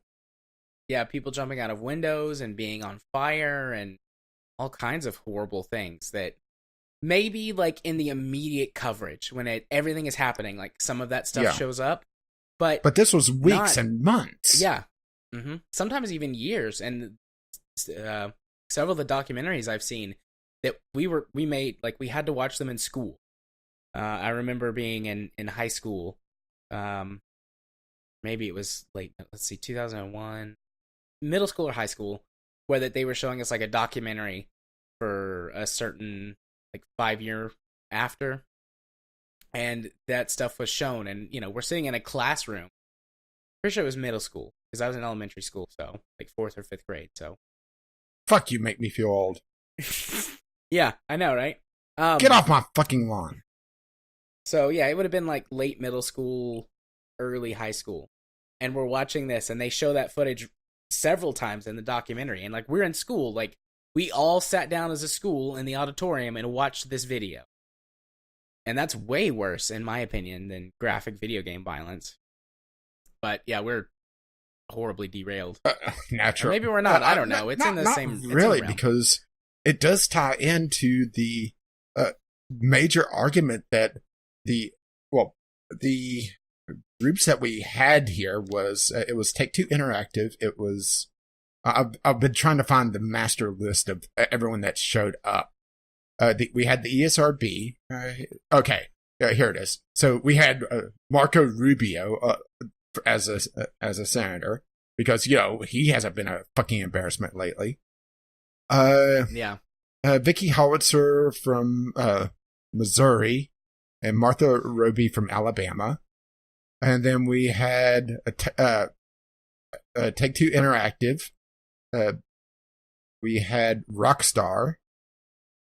Then we had Dave Grossman on killing the psychological cost of learning to kill in war and society and the assassination generation, video games, aggression, and the psychology of killing. Because I think we know where that's going, huh? Yeah. Mr. Pat Vance, president of the Entertainment Software Rating Board. Which I'm sure Trump was wondering why there was a woman there because he was talking about how video games should have some sort of rating. Yeah. Man, they really put this ratings board together quickly. I said it and it happened. I joke, but at the same time, not really in the back of my head, pretty close to the front, I'm going, I wonder if he thought that. Yeah, the president of the ESA, Mike Gallagher, the chairman and CEO of ZeniMax, Robert Altman, and Melissa Hunson, mother from Parents Television Council. That's her entire thing. She's a mother, so she's highly outraged. Which the Parents Television joking when I said they brought a mom. Yeah, the Parents Television Council is also an interesting case because they are pretty much an outrage outreach group. And no, I'm not joking about that. No, I'm familiar with that.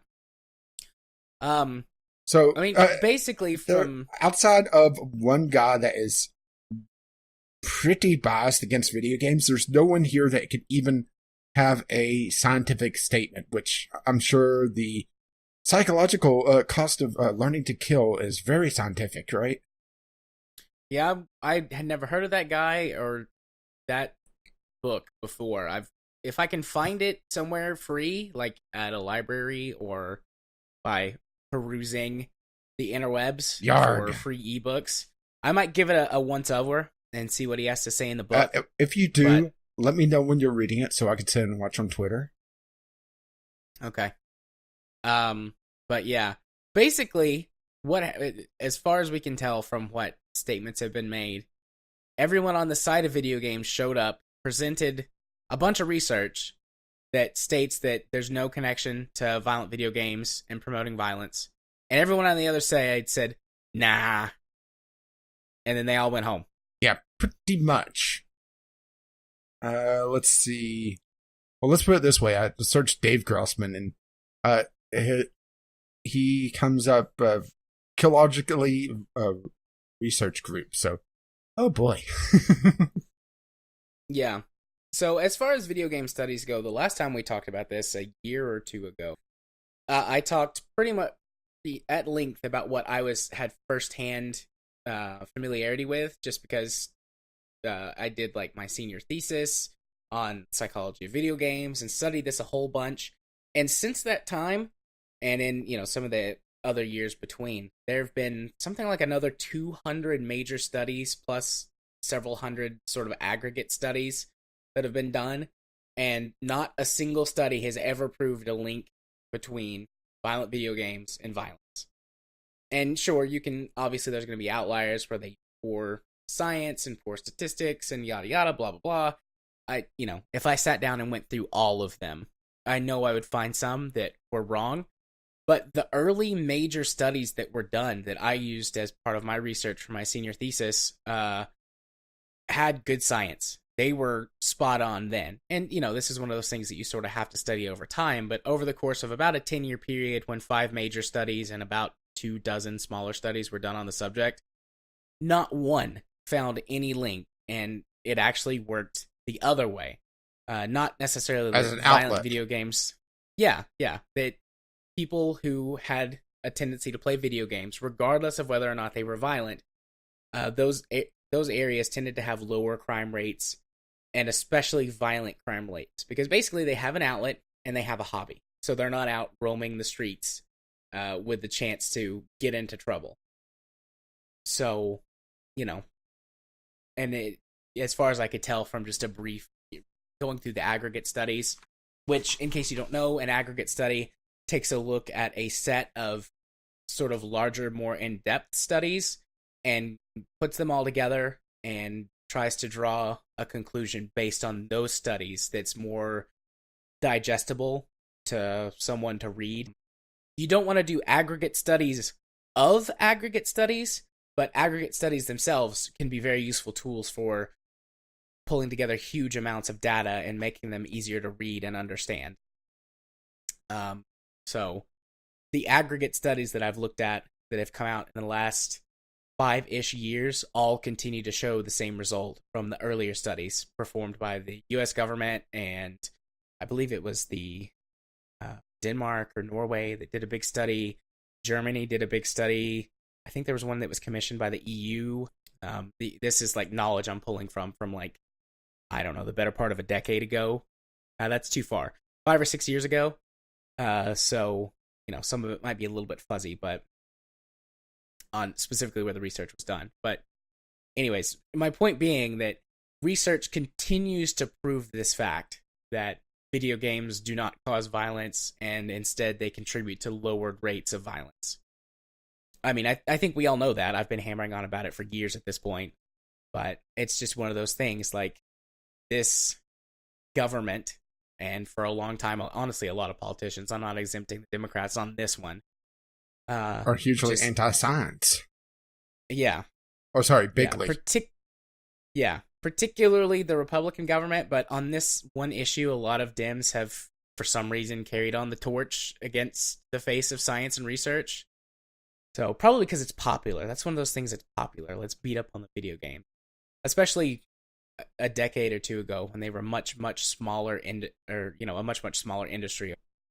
Now you only see mostly the GOP doing this, conservatives doing this.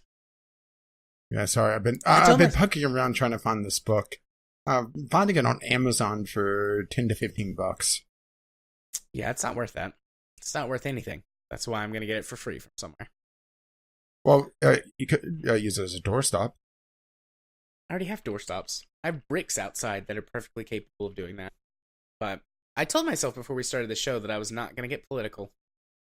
So I'll accept like 15% political.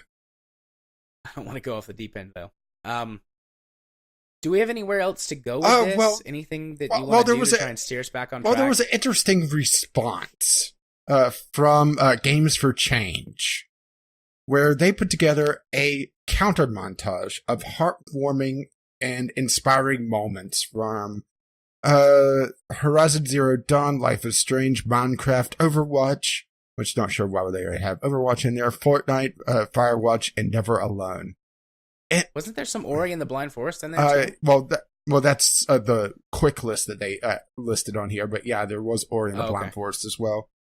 And this will be in the show notes as well under the PC Games In, or maybe I'll just clip it out into its own thing. And this is showing the kind of the counter argument where the politicians are going on and on and on about the mature video games, the rated R, essentially. It's like bitching about the summer blockbusters that are too violent when the kids are all watching, Pixar movies.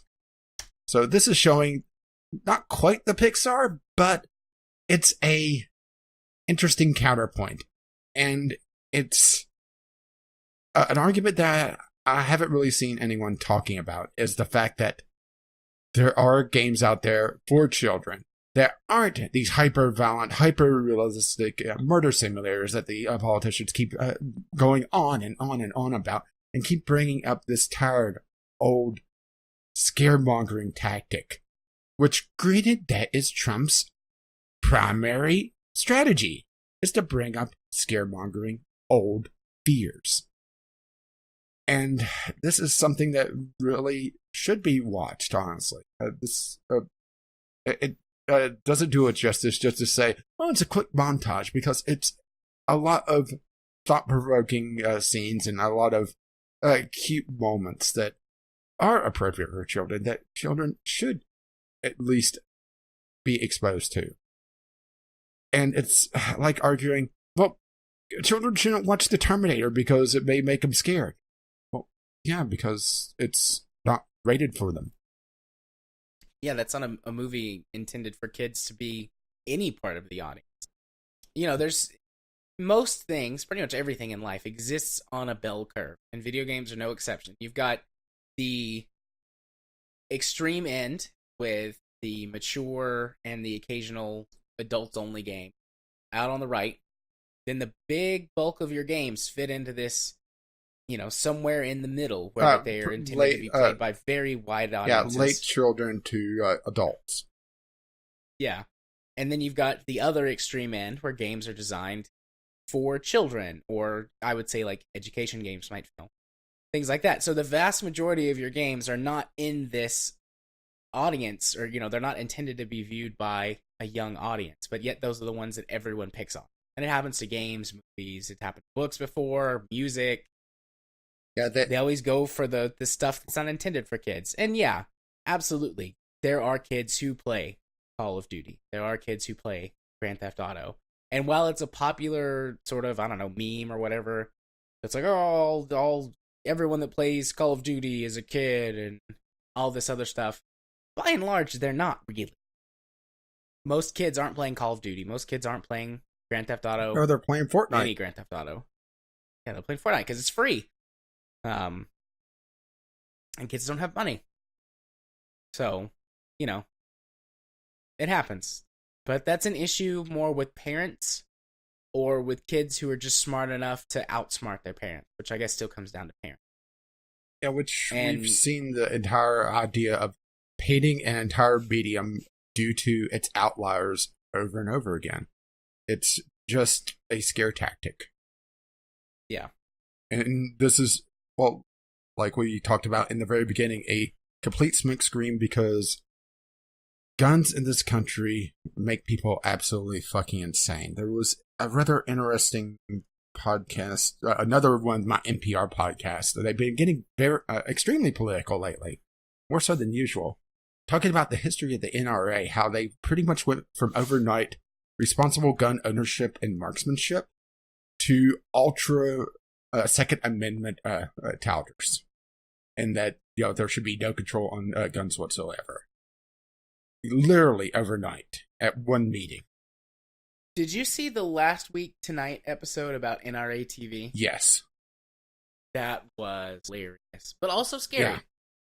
Like, not like in a, oh my god, I'm scared that like they're gonna kind of do something, but like, oh my god, these people are insane. There are people that believe this shit. And the thing is, it's impossible to parody because it's so far out there. It's sort of like our current political situation where no matter what you parody, no matter what comedy you write, it's nowhere near reality. Yeah. Is the proper way to parody something like this to make it normal and respectful? I'm not sure because then it gives some sort of credence, some sort of legitimacy to it, where yeah, fair point. Where if you try to play off, this debate as completely rational, then you have people that don't get the joke. Yeah. But for all we've talked about here, for all the round and round about this, I would be shocked that anything happens about this because we've pretty much seen this already start to die down. Yeah. It's really going to take prolonged outcry from the politicians because Trump, like you said, has a very short attention span and he's already going on about the Space Force. Yeah. Oh, God. And to be fair, though, no, that's not Mel Brooks's new take on Star Wars. Even though that would be hilarious. I mean, to be fair, I'd rather him be talking about Space Force than just randomly from out of nowhere starting trade wars or maybe actual wars. So, all things considered, that's not the worst thing he could be doing. Maybe we should just put him in front of a video game and give him a babysitter. Yeah. It would work. Poetic justice? Poetic justice. I think that's a good place to end this and move on. Yeah, hopefully we don't have to come back to this one for a very, very long time. But honestly, we may as well just shake the magic 8-ball because it's tough to tell these days. Indeed. I guess we'll just have to see if there's another mass shooting that gets the same media attention. Yeah, I don't want to think about that. Well, there's already been a couple. Matter of fact, there was one today or yesterday where a teacher accidentally discharged his firearm in class. Oh my god. Arm the teachers. Oh my god. I just buried my head in my hands, by the way. I could hear your spirit breaking. Yeah, I hadn't heard about that. Yeah, during the break, while I waited for you to come back, I went to check out the news. And the top thing on Reddit's news section, high school teacher accidentally fires gun in class. On the one hand, that's really comical. On the other hand, and both feet, it doesn't look like he hit anyone. But yeah, well, that's good. Oh no, correction. I didn't talk about any casualties. It says 3 students were injured. So. Yeah, there you go. Hopefully injured means they were scared shitless and they fell out of their chair rather than being shot. I saw the spent bullet as a picture on here, but then I read the caption: bullet fragments removed from student's neck. So I'm gonna go no. Okay. So technically, he's a school shooter. So what video games has he been playing? Oh god, fucking damn it! I could hear your spirit just breaking, and I'm sorry, but also not. Let's just move on and talk about something else, and maybe I'll forget about it for 2 seconds and feel better. Get the alcohol. Yeah. Our next news topic for the day: Artifact. Valve makes a game again! Exclamation point. Wait, there's an exclamation point there? I added that. Oh, all right. I'm editorializing on the fly. Well, you could do that, I guess. I'll just remember it later. Artifact is this new card game. Yeah, and we can't call it a CCG releasing. now with some details coming out about this. And the reason why we have this on here is that it's interesting. And I'm not sure if that's the backhanded compliment interesting or actually interesting, because really it depends on how things play out. Yeah. You could go ahead. I was going to say, so at the top, they've stated that it's not going to be a free-to-play game, and it's also not going to be pay-to-win. And that's going to be bullshit. I'm going bullshit on that one, because it's a card game, particularly with some of the things that they're talking about doing in this. Primarily, how they're... Well, technically, it's not a collectible card game. It's not a CCG. It's a TCG, a trading card game. They're bringing into play the Steam Marketplace. And you're going to be able to sell individual cards like Magic the Gathering. And yep. I could see this going hugely pay to win, especially since it has a buy-in already. So you're buying in and you're getting a base set. They still haven't divulged any information on the pay-in or any details, but I'm seeing some potential problems here. What about you? Yeah, I am too. In most trading card games that I've played, because I've played a few, I played Magic a bit, I played Yu-Gi-Oh!, I played Pokemon. In general, if you're just playing with, whoever, it's going to be fine. But the big deterrence to it just being fine is you actually have to go somewhere and buy the card packs and then go through them and integrate them into your deck. And it was a hassle to try to buy individual cards, unlike this. Right, because the only way to buy individual cards really up until, I don't know, the last decade before they got really big on like Amazon and eBay was you had to go to like conventions or occasionally luck up on one or maybe find like a niche website that sold them. In the last 10 years, it's become much more prevalent to be able to buy individual cards on eBay and Amazon and stuff. But in the past, and still though, that's more of a hassle than this because you just spend however many cents or dollars and it's right there for you instead of having to buy it, wait for it, all that jazz.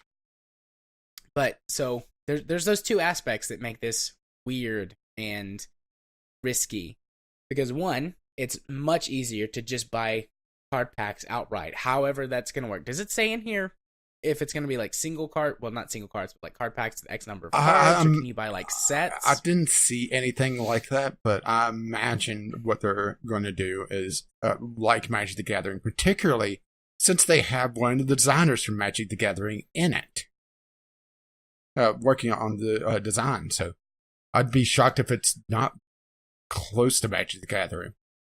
So okay. So you've got those two aspects. It's easier to just outright buy card packs, which increases your chances to get statistically better cards. And it's easier to acquire specific individual powerful cards to round out your deck or hit whatever the current meta is. If they do what Magic does, which helps to mitigate this factor, is one, they regularly release new card packs, new card sets, and discontinue old sets. Well, they already said that they are not going to season play. They're not going to remove card sets. Okay. They already said that. So something else they can do to mitigate it is if they have any sort of official tournament or ranked play in the game, they have seasons, which is what Magic does. And what Hearthstone's technically started doing. Yeah, which makes the cards in, essentially tournament and ranked play, it lessens the pool with which you can play with. You can also do, I forget what the term is for it, but basically random deck draws for tournament play. Yeah, drafting, thank you. You can do drafting, which helps mitigate that factor. So there's ways to combat it on that. Well, this is also be a tournament or ranked player. Well, there's also the fact that this is a video game, so they can come in and make this essentially a living card game isn't the proper term for it because that's usually reserved for buying a card game and getting all the cards, but a more fluid experience with the cards and be able to adjust how cards are balanced. Granted, Hearthstone tried this for a bit, got a lot of outrage, and then just started the power creep. Yeah, the big issue with Hearthstone that could be potentially mitigated with this or other card games is that Hearthstone would come in and make really big changes and then leave them for months and then replace those big changes with other big changes. The way to do that is very slowly tweak play. Slowly tweak, and also try not to bash the meta with a hammer. Because that's the other thing that Hearthstone was extremely guilty of, is if there was one style that they saw as too overpowered, which, with it being Hearthstone, probably was because of how Hearthstone's built up. Aha, I win. No, I win. No, I win. Yeah. Hearthstone used a very, there's the carrot and the stick analogy. Hearthstone used the stick. I think the better way to do it with this type of game is the carrot method. Just slow tweaks, and instead of making certain playstyles worse, make other playstyles more viable. Well, something else that is a problem with Hearthstone, which we really can't compare the two too much outside of they both have cards, because Artifact is going more of a Magic route where it has different phases, sort of like Magic, where there's you're playing cards, and then there's a combat phase, and there's a second phase, it looked like, and it's split across 3 different battlefields, so you're essentially playing 3 card games at once. Really, really weird. But to me, I do like the idea. It's interesting. Once again, not sure how I feel about it. We'll see which interesting it is closer to release. But Hearthstone is very expensive, and there's really no single player to try to help fuel this. And Artifact, if they have some sort of single player to help out with, the extreme price of cards, because Hearthstone, it was very tough to get the cards for quite a while. Even now that they've dialed it back some, it's still very expensive. And Hearthstone is probably the most expensive card game you could try to play outside of Magic the Gathering itself. Yeah. Because it's 3 expansions a year now, each one to get a full set, $250. Yeah. For a card game. A digital card game. Sometimes more. Depending on your luck. Because if you get really bad rolls, you have to rely much more on the dust mechanic. Yeah, which, because that's the thing that, because the market is in this game, isn't going to come into play, because you could just sell off your extras. Yeah, but there are definitely going to be a lot of common cards that aren't going to sell at all. Yeah. Or be worthless.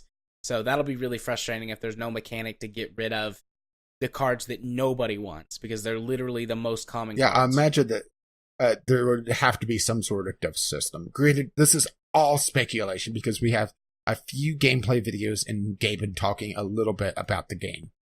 And no real specifics. I think it's something I want to try, but I'm not sure about buying into it. I do want to try it. I might buy into it if I like it. It depends on the price, because big time.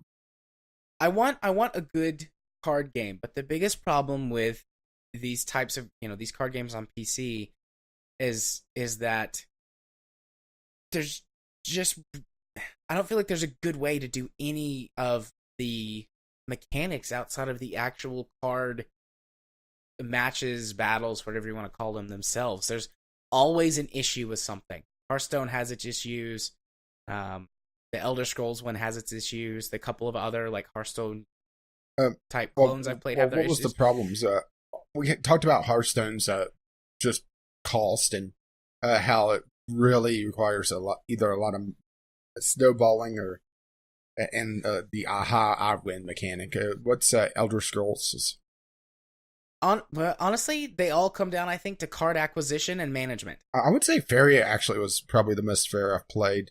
But it has a large single-player component, but not a lot of multiplayer, so it's kind of the inverse. I think the model that would work best on PC that I don't think I've ever seen, I don't know if any exists, there might be one that I don't know of, but the living card game model where you don't have to worry about that shit, and you just buy the entire expansion when it releases, is I think the best way to deal with this issue on PC, because there's not, and Artifact could change that with its using the Steam inventory system to create an actual secondary market for these cards, might fix that problem. But since we haven't seen that before, we've never seen this, have we? No. At best you can use like Hearthstone's dust system or its equivalent. I've seen a couple of card games that will let you re-roll cards. Yeah, or Faria does combine that. Cards to upgrade them. Faria has the re-roll system on opening a pack. So if you have all the packs, of course, it's the pretty standard model where all the packs have at least a rare, but you have an option to re-roll one rare or higher card. And you get another card of that rarity. So if I re-roll an epic, I'll get another epic. If I re-roll legendary, I'll get another legendary. And it's not guaranteed that it'll be one that I don't have. So that you have that still chance element, but it's mitigated a little bit by having the option of a second roll of the dice. Yeah. So, I don't know. It's just hard. Maybe this might just be a maybe I'm old situation where I think that this is all and is just something that doesn't translate well to the digital space. But I don't know. Maybe Artifacts actually using, the inventory system and community market will fix that problem. Are there any living card games on it that exist in digital media anywhere? Not that I could think of off the top of my head. I hadn't really thought about it, though. I'm just a big fan of that model anyways. I long ago outgrew the card collecting stage of my life, and I'm just like, I just want to buy a thing and have all of it. Yeah, it's very frustrating. I just wish that there was more single-player card games. We get a few, like Slay the Spire, but there's not that many still. Yeah, single player or cooperative card games. Yeah, closest we have for cooperative is things like Two-Headed Ogre and Magic the Gathering. Yeah, I've got several cooperative card games, like in my board game and card game collection. Things that Katie and I enjoy playing together, or all playing together with our friends. I like cooperating a lot and stuff like that. Huh. I didn't know that existed. What? Well, just typed in cooperative card game PC, and I came up with the Dresden Files cooperative card game on Steam. Interesting. Just do a quick search. Didn't know that existed. Play Harry Dresden and his friends. And I do like the Dresden Files. Granted, I'm probably about 6 novels behind now. Well, we should add this to our wish list. Yes, we should. Well, first we should see if it's good later. Add it to our wish list. This would be a fun game for us to play, as long as it's not a pile of shit. But it does seem to have mostly positive reviews, so that's positive. Well, obviously. Well, I was just...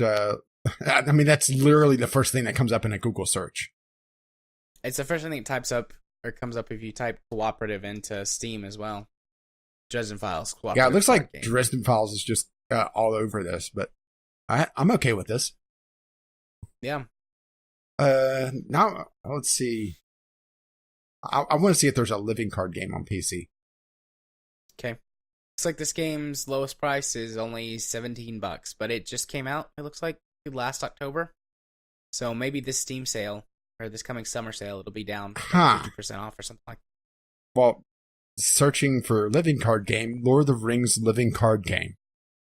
I'm familiar with that game, but is it on PC? Yeah, it's on Steam. It hasn't released yet. It's coming into early access second quarter 2018.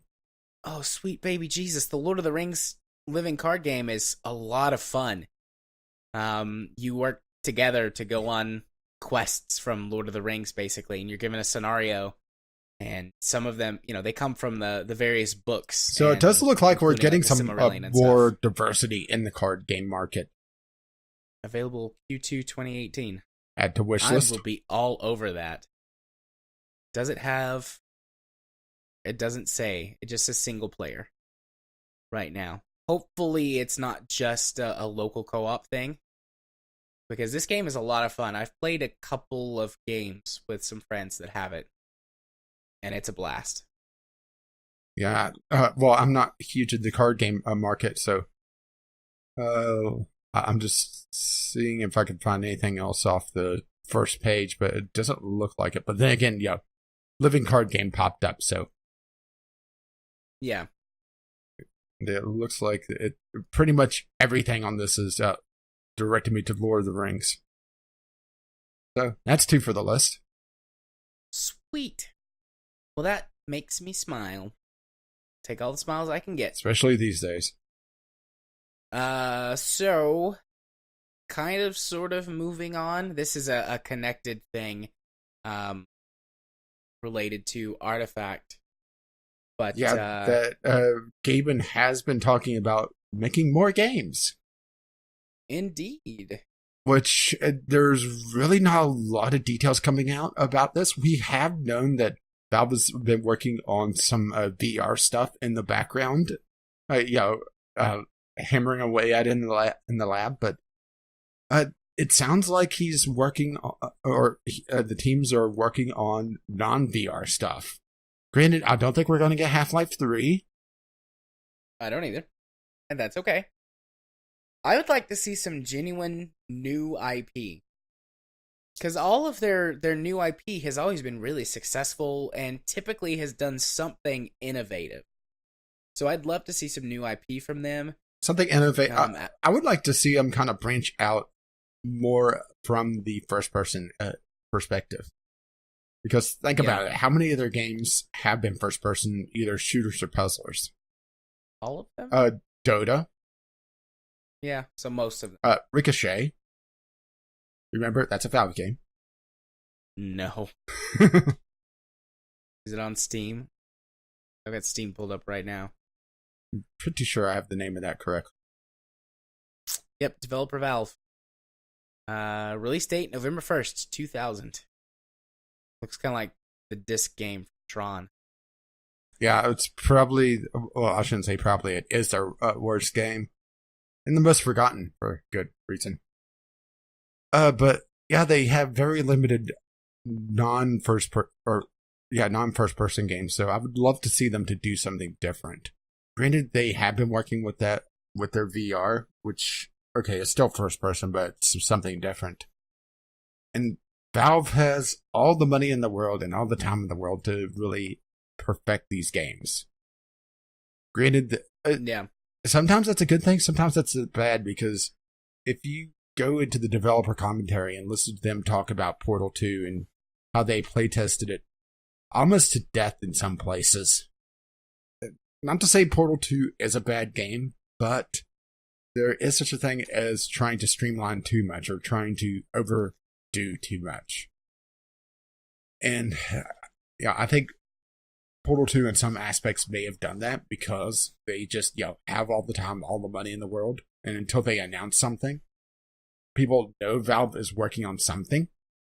But because of how Valve is structured, nobody knows exactly what. Or even the rumored projects may not come to fruition because of the really flat infrastructure that Valve has.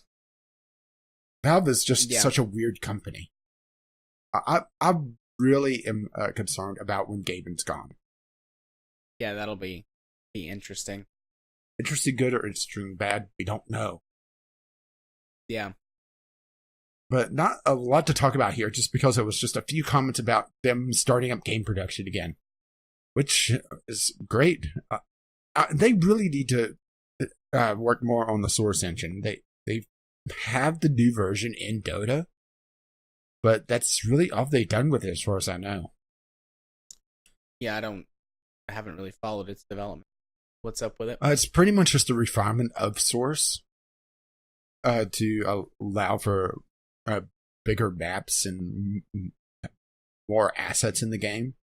Because Dota 2 is a very impressive game for its engine, to say it lightly. At least as far as I understand on a technical aspect. I could be completely wrong on that, of course. But then again, I reserve the right to be completely wrong, and I do it several times. Usually an episode. So I guess this is more just a wait and see, but it tied in enough with this that we thought it'd be prudent to talk about it a little bit. Yeah.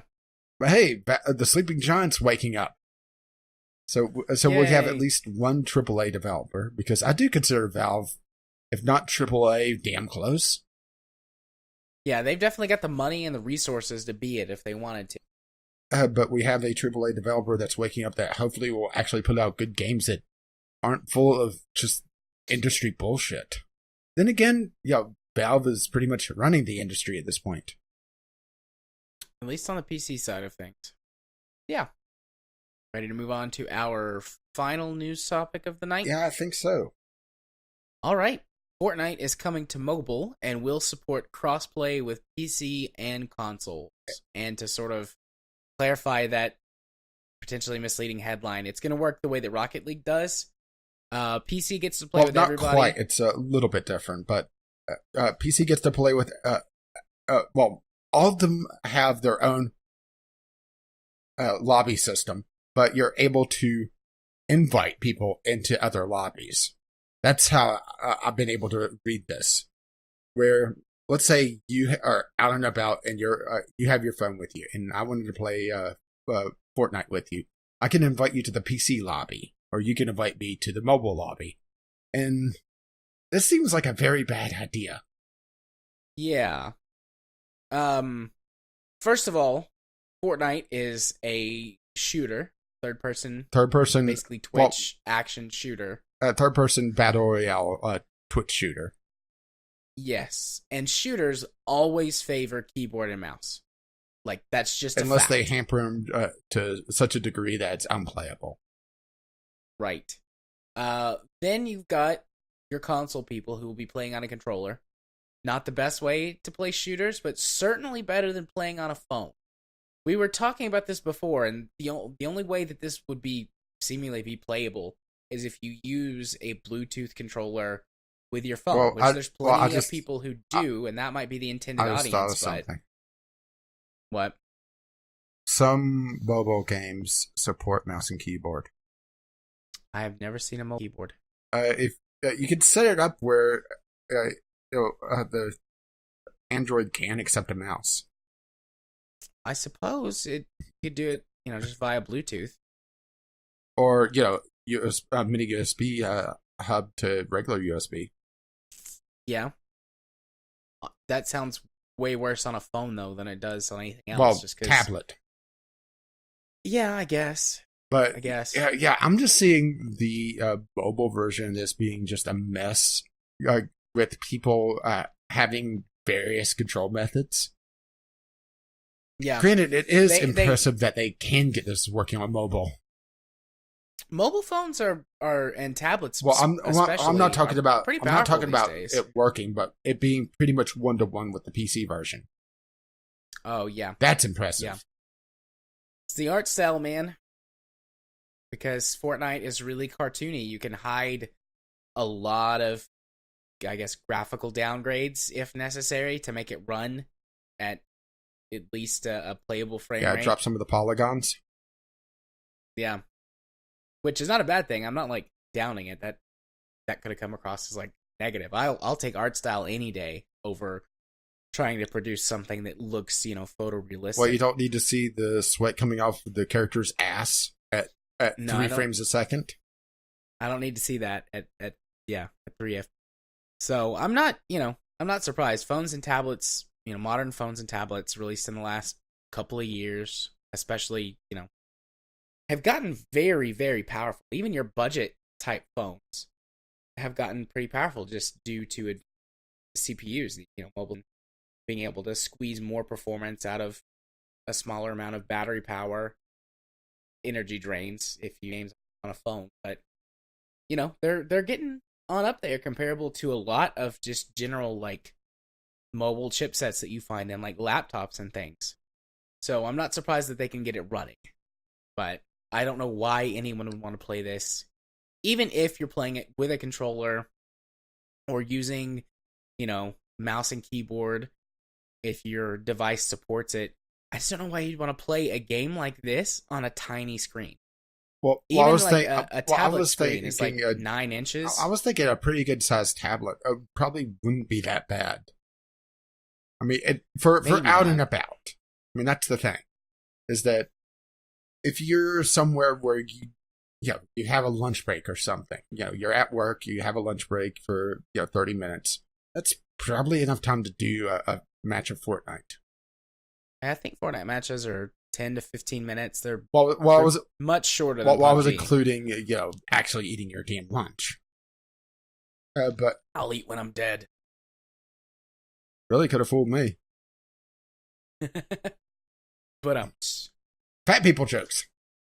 But I can see a bit of a market for it, but the fact that they have crossplay is just a head scratcher for me, because you're inviting people with a lot faster and a lot better aim into your games, or you're bringing in an albatross by having someone that is at best using a Bluetooth controller. Maybe if the game supports it, a mouse and keyboard on a tablet.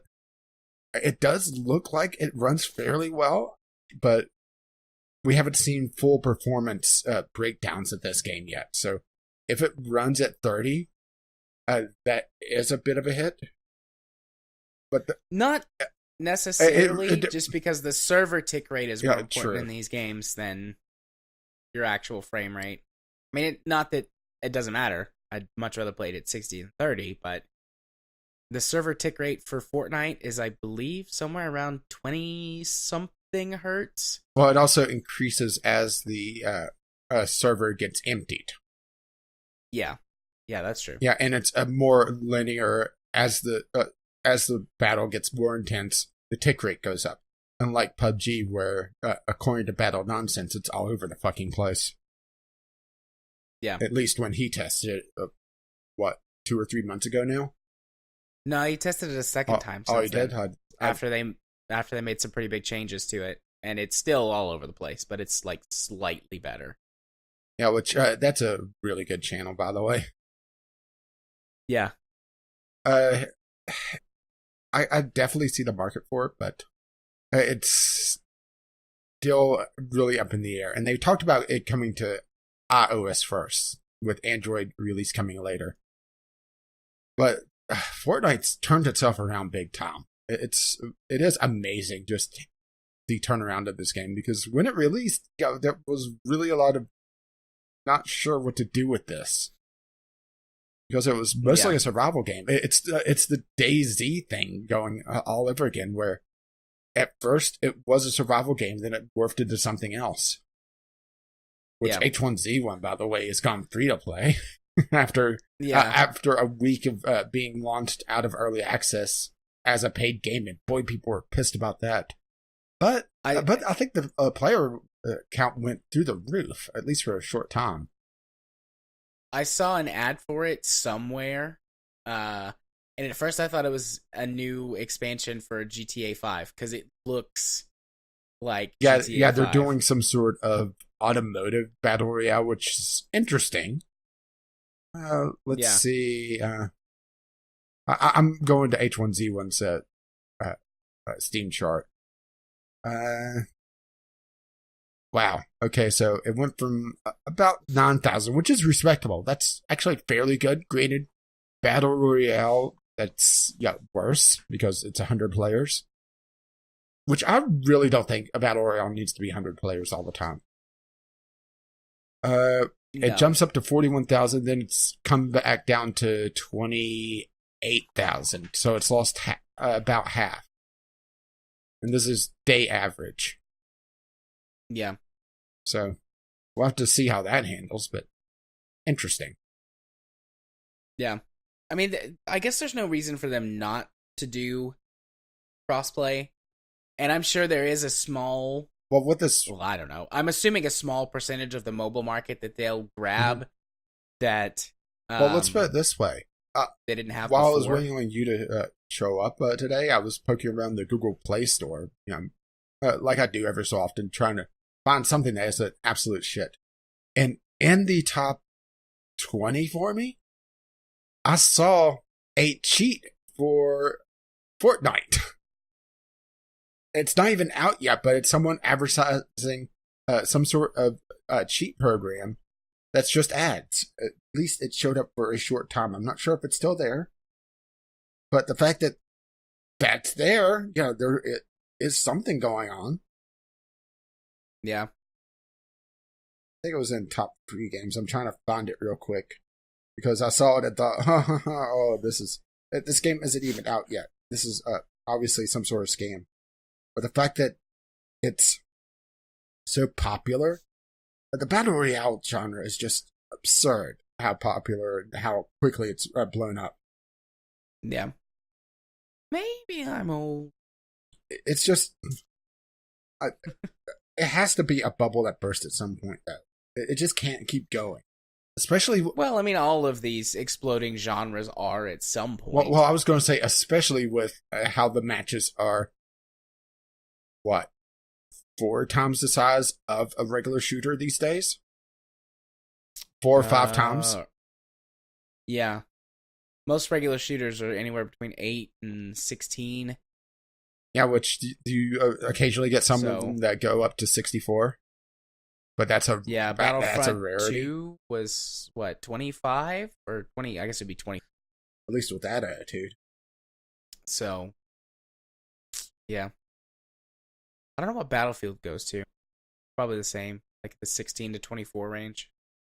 I might be wrong though. I'm not a Battlefield player. Never really have been.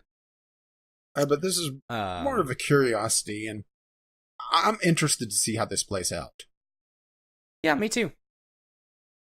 I mean, like I said, really, there's no reason for them not to do this. I just don't understand who would want to play the game that way. But I'm sure there are people who do. And, I don't exactly fit into that subset being, a hardcore PC gamer who really cares about performance over just about anything else. Well, I think it would have been more interesting, and no, this isn't a rag on the Battle Royale genre or Fortnite in particular. If it wasn't Fortnite, but if it was another game, like a turn-based strategy or something like that, that where you play doesn't really matter, because they talked about in the announcement, we believe this is the future of games. The same game on all platforms, console quality, graphics, and action. Play when you want, where you want. For a game that isn't as action-packed, that is a bit slower, I think it would be make a lot more sense to be on mobile. Yeah. I've played, they've existed. I don't know if there's any out now, but there was one, it was a free-to-play, turn-based sort of strategy-type game that released initially on mobile, and then it came to Steam, and you could play either on the PC or on your mobile device, and you could, take turns, not like play by email, but like, you'd take your turn, and then the game would wait until the other person could pick up their turn and play. So, and that was a lot of fun. Well, Frozen Synapse did it on mobile and PC, where it was an not asymmetric, but simultaneous turn system, where both players commit their turn, and then it plays out, and then they submit their next turn. And that works really well. And it works exceptionally well on mobile, because you may see the notification, then have a 5-minute break, set up your turn, and be done with it. Yeah. Granted, we're coming into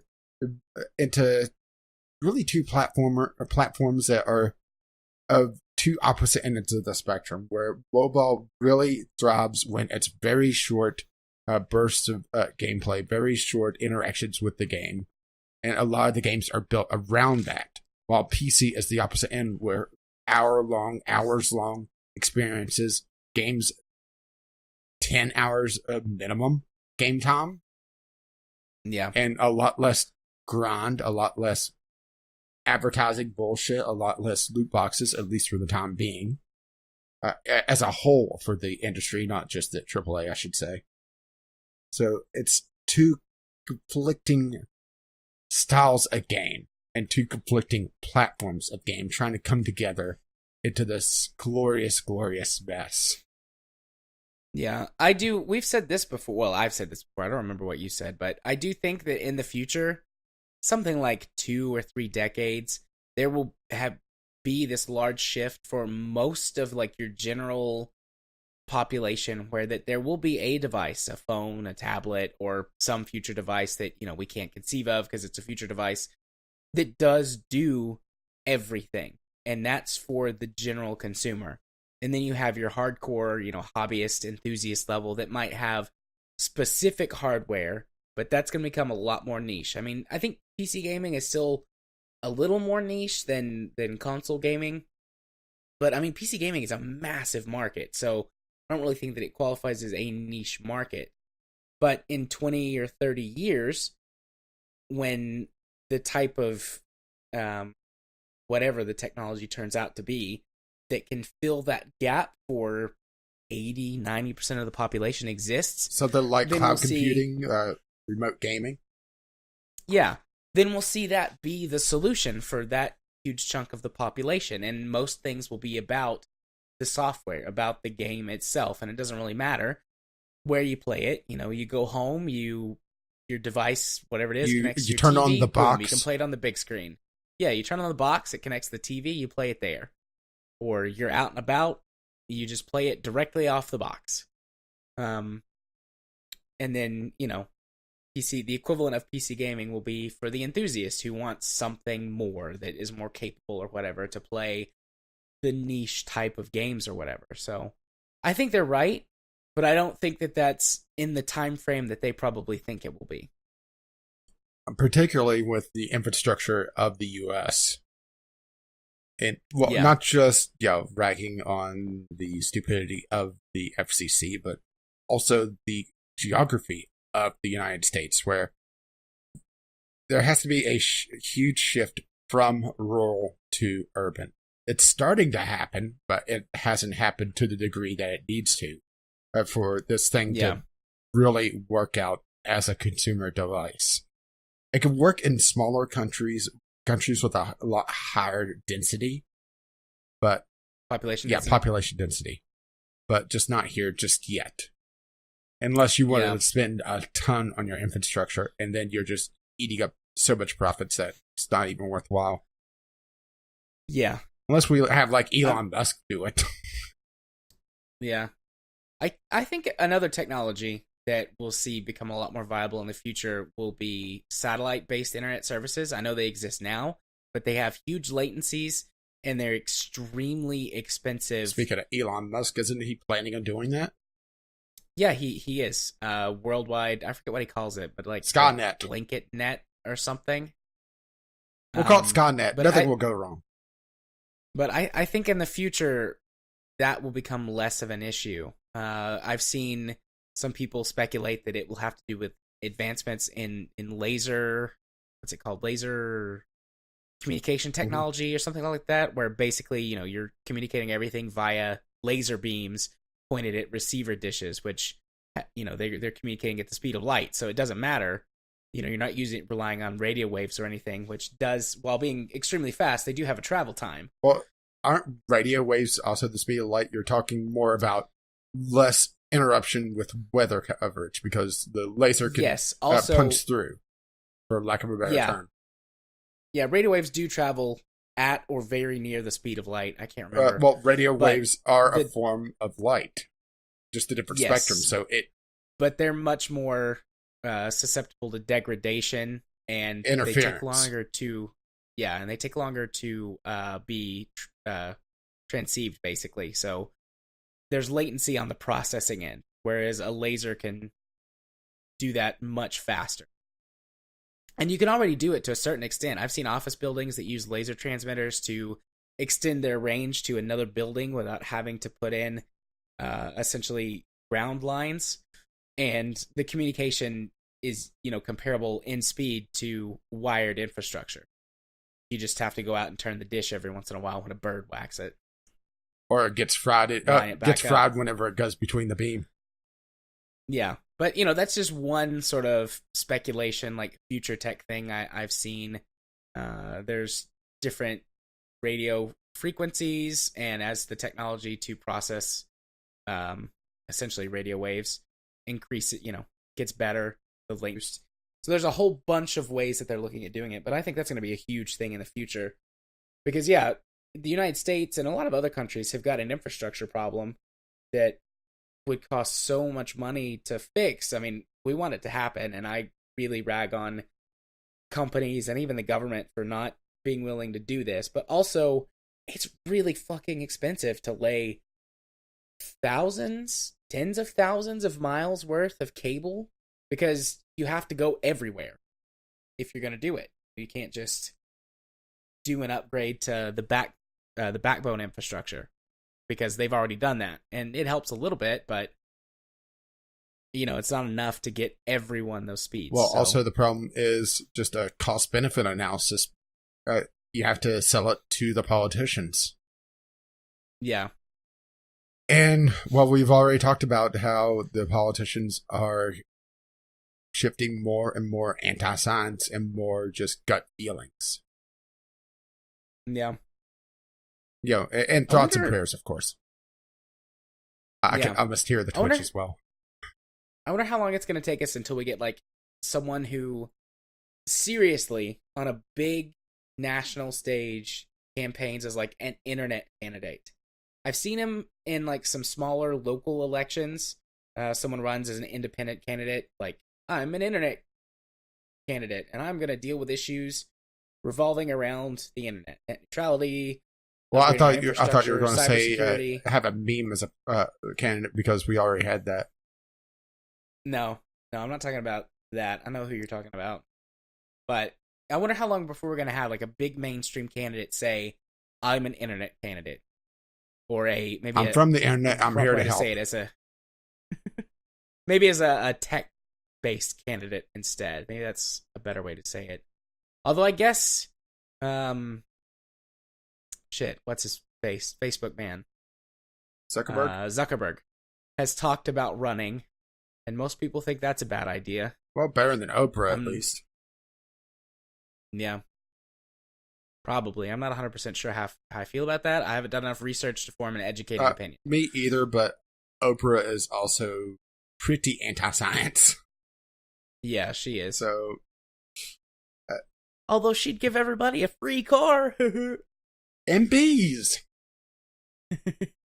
Oh. We ended up talking on this a lot longer than I expected. Indeed, we did. We're going to start running up against our new time barrier soon, so we should probably move on. Yeah, just mosey. Yep, mosey on over to the weekly community corner where we have, what was it, one tweet and a question this week? Yeah, we had a tweet and then a question from the list, which I'm going to populate with my old questions of the week. So we'll have some, well, I shouldn't say interesting choices, more random choices. How about that? That's fine. So the don't tell me I didn't save, so I'm gonna have to bring up TweetDeck because it didn't save my old note. Whoops, sorry about that. It was Kyle though. Kyle, good news! Crash is coming back, and the Angry Pants letter. Bad news. That shit takes forever and a day to record and edit, and will be a next week thing. Well, I guess we'll see in 7 days. Yeah. But hey, our Kerbal's coming back. Woo. Speaking of Kerbal, I hope that somebody talks about the new, what is it, the history? Making history update to KSP. Yeah, they also released a free patch that had some of the things that they were talking about being part of the expansion in it, which was a little surprising. Yeah, I saw the patch, but I didn't see what was in it. Well, the main thing was parachutes. New parachutes? No. Parachutes on the Kerbals. Oh, okay. They have to be level 3 or higher, which is pretty much coming back from the moon. Then they get issued a parachute. You have to prove yourself responsible before you get a parachute. No. They don't prove themselves responsible. They prove themselves as non-expendable. We can't afford to lose you now. Look at it. And the other thing was a built-in texture switcher. So you could swap looks of parts in the base game. Doesn't really compel me to check out KSP right now, but maybe. And of course, broke all the mods. Yeah. Okie dokie. Well, there's that. Our question. Are we still going to do the same question? Yeah, we can. Okie dokie. We received a question from Happy Al. And it says, Jared mentioned baking a lot last time, which would have been ages ago. Weeks, if not months ago now. But here we are. What are some of your favorite foods to make and why? The answer to that question is yes, and because I love food. Pretty much the same. I actually really loved. Well, I don't do it as much anymore just because of mobility issues and it being a pain to be on my feet long enough. But I used to love to bake and make cookies and bread. I thoroughly despise making bread. I don't know why. It's not hard, especially with a bread maker. Well, I didn't have a bread maker. I was doing it by hand. It's a good way to work out aggression. Maybe after reading political news, you should go make a loaf of bread. You get to go make it the old-fashioned way. You get to go punch some dough. Well, we'll just add some orange dye to it, or you could just make pretzels with all the salt. Which I have made pretzels before and made bagels before. I've never. It's not that hard. It's a bit time consuming because you have to do a bit of a soak on the proof dough. But they turned out fairly well. Granted, they were a little ugly because it was the first time making them, so I hadn't refined the process. But they tasted perfectly fine. I've never made pretzels. I've got some pretzel. It's like a pretzel dough making kit that I got for Christmas. Well, pretzels and bagels are the same basic idea where they're soaked in a soda water. Okay. So it's the same basic idea, only pretzels are made a little different on the dough if memory serves correctly. Granted, it's been a long time since I've done it. And of course they have salt. Right. And maybe cheese, depending on how fancy you make your pretzels. Yeah, I probably wouldn't put cheese on a pretzel. No, in the That's pretzel. Just me with my issues. Oh, in them? Yeah, definitely not. Not because I wouldn't like it, but because it would hurt me. Well, sometimes you need to get hurt a little bit. Sometimes you've been a naughty boy and you need to be hurt. When it comes to cooking, I prefer to just wing it. I'm not a recipe person. I can follow a recipe if there's something that wants to be. 99% of the time, whenever I want to cook something, I'll walk into the pantry and look in the freezer and be like, what meat do we have today for me to thaw and make something out of? And I'll just dream up meals on the fly.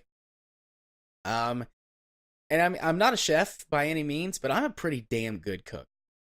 Both of my parents cooked a lot and taught me a lot of stuff about cooking and sort of flavor combinations and some of the, honestly, I've talked in the past before about my family issues. Some of the only really positive memories I have from being a kid is whenever we would go to cook something in the kitchen and they would just make stuff up and be like, well, this goes with this and that goes with that. And, unless you're baking, you don't really have to worry about measuring stuff too much. And you can usually always get away with adding a little bit of this for some added flavor or, whatever you're cooking. So cooking to me is very fun and stress relieving and sort of like an art.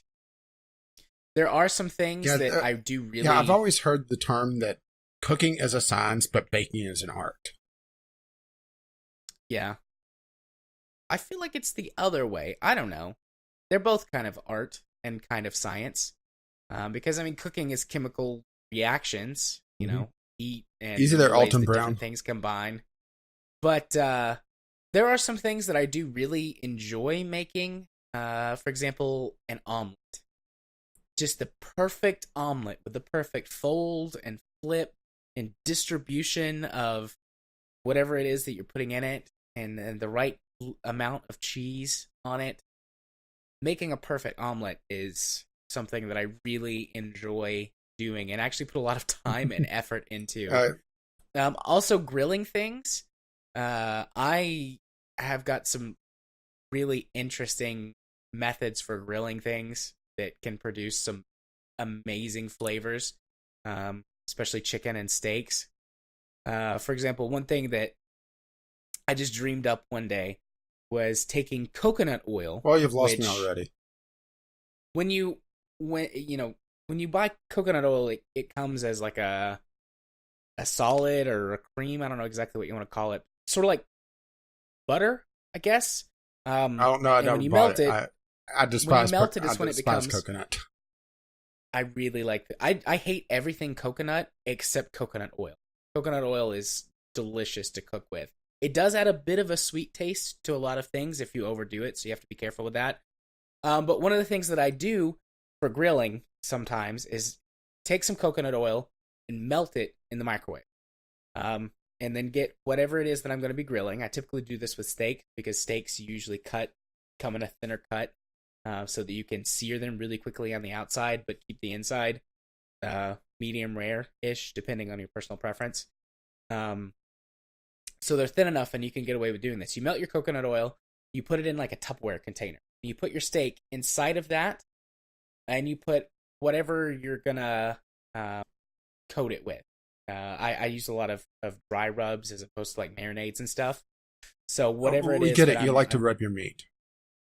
Oh yeah. So whatever it is that I'm coating the steak with, I put it in it, and then you put that in the freezer, and you leave it for a couple hours. Typically, I like prep it the day before, put it in the freezer overnight, get it out a couple of 3 hours ahead of time, so that the steak inside will start to thaw. And the coconut oil will stay solid because it's reformed, and then you grill it that way. And you get this really even coating of oil and ingredients on the top, and it grills. The bottom will just melt away and go into your grill, and you'll get some flame up and some little bit of sear. You have to be careful not to char it though if you leave it in the same place because it is oil. It'll catch your grill on fire. But everything grills from the top down to the bottom as the coconut oil melts. Your flavors get in, and you flip it. You get a bit of an uneven cook in the middle because you want to keep your seasoning on top for as long as possible, and then you flip it, sear the other side, and then pull it off. So you do get a little bit of an uneven cook in the middle, but god damn, is that some good meat. You can get a lot of really good flavors mixed in there. Well, I think we found the title for the episode. Jared talks about his meat. I'm not going to put a swear in the title, but goddamn, that's some good meat would be an excellent title. I'll just go with that's some good meat. I'm going to go add that. Jared likes now. to rub his meat. Also, something else I like to make that's very simple is waffles. I cannot make a good waffle to save my life. Well, I have a Belgian waffle maker. Yeah, the fancy type that just flips around. And yeah, I've found a recipe and I've kind of modified it over time. Basically, how I work is I start off with a recipe and make it as stated the first time. And then I start to slowly change it. And this waffle recipe I have, the batter comes out pretty thick. I mean, just it doesn't even flow, but it works perfectly for my waffle maker because of how it comes together. Yep. And it makes some really crunchy on the outside, but very soft in the middle because of all the leavening of all the well, I use self-rising flour just as a bit of a cheat. I mean, the only difference between self-rising and all-purpose is that it has the leavening agent and the salt built into it immediately. Granted, you can't really change the ratio, so it's less versatile. And if you need something that doesn't need the baking powder, then you're kind of screwed on that front. And also, my waffles are loaded with butter and sugar, so they crisp up really nicely, and they're buttery, and you don't even need to put butter on them. But I'm sure you would. Yeah, actually, probably not. Well, I also not me. Katie. I also would. use the same recipe for my pancakes, and because the batter's so thick, you have to kind of spread it out. It doesn't come out into a pancake shape naturally, unless you like your pancakes kind of oblong with a big bulge in the middle. But it makes some highly thick pancakes just because of how thick the batter is. Yeah. I prefer thin and crispy pancakes. See, I like mine light and fluffy. I was really hoping you were going to say I like mine thick. Extra thick. Yeah, Katie's the waffle maker in our house. She can make perfect crispy on the outside, fluffy on the inside waffles every time, and I just can't. Well, see, part of mine is the waffle maker itself because, it's a rather nice waffle maker. Yeah. Something else that I really enjoy making the perfect version of is fried rice. Asian style fried rice. I can make fried rice as good as Chinese restaurants. Well, see, I'm limited on my Asian stuff here. I have a friend that grew up in Taiwan. Yeah. And she was talking about, you should try this because we were talking about different recipes and I wanted something kind of easy and quick to make because of my limited time on my feet. And I said, you're way overestimating the amount of Asian stuff I have available. She said, well, it's available in all supermarkets. I sent her a picture of the Asian section of the market I go to, the one that's within hobbling distance of me. And I'm able to get the entire section in one vertical photo on my cell phone. And she said, that's not the Asian section. That's just a bunch of noodles and salsas. I said, welcome to my choice. Yeah. There was Pocky, though. So I got that going for me. We've got a surprisingly high number of Asian cultures in the area, mostly Chinese, but there's also Vietnamese and Japanese and some others in our area. So, I mean, there's... Well, a lot of the major families here are Italian. So there's a slant towards Italian stuff in the supermarket as a result. Yeah. The secret to making good fried rice, you got to get your technique right, get your cooking times right, because fried rice is really dependent on your cooking time. The two most important things: get good rice, something like jasmine white rice, and use sesame oil. Other oil doesn't cut it. I mean, you can make fried rice with other oil, but sesame oil is where it's at to get the flavor right. Also, don't add your soy sauce until like the last minute or two of cooking. Soy sauce burns really easily, and it tastes wrong if you put it in. Those are which I imagine that's probably the problem with a lot of fried rice I eat. Yeah.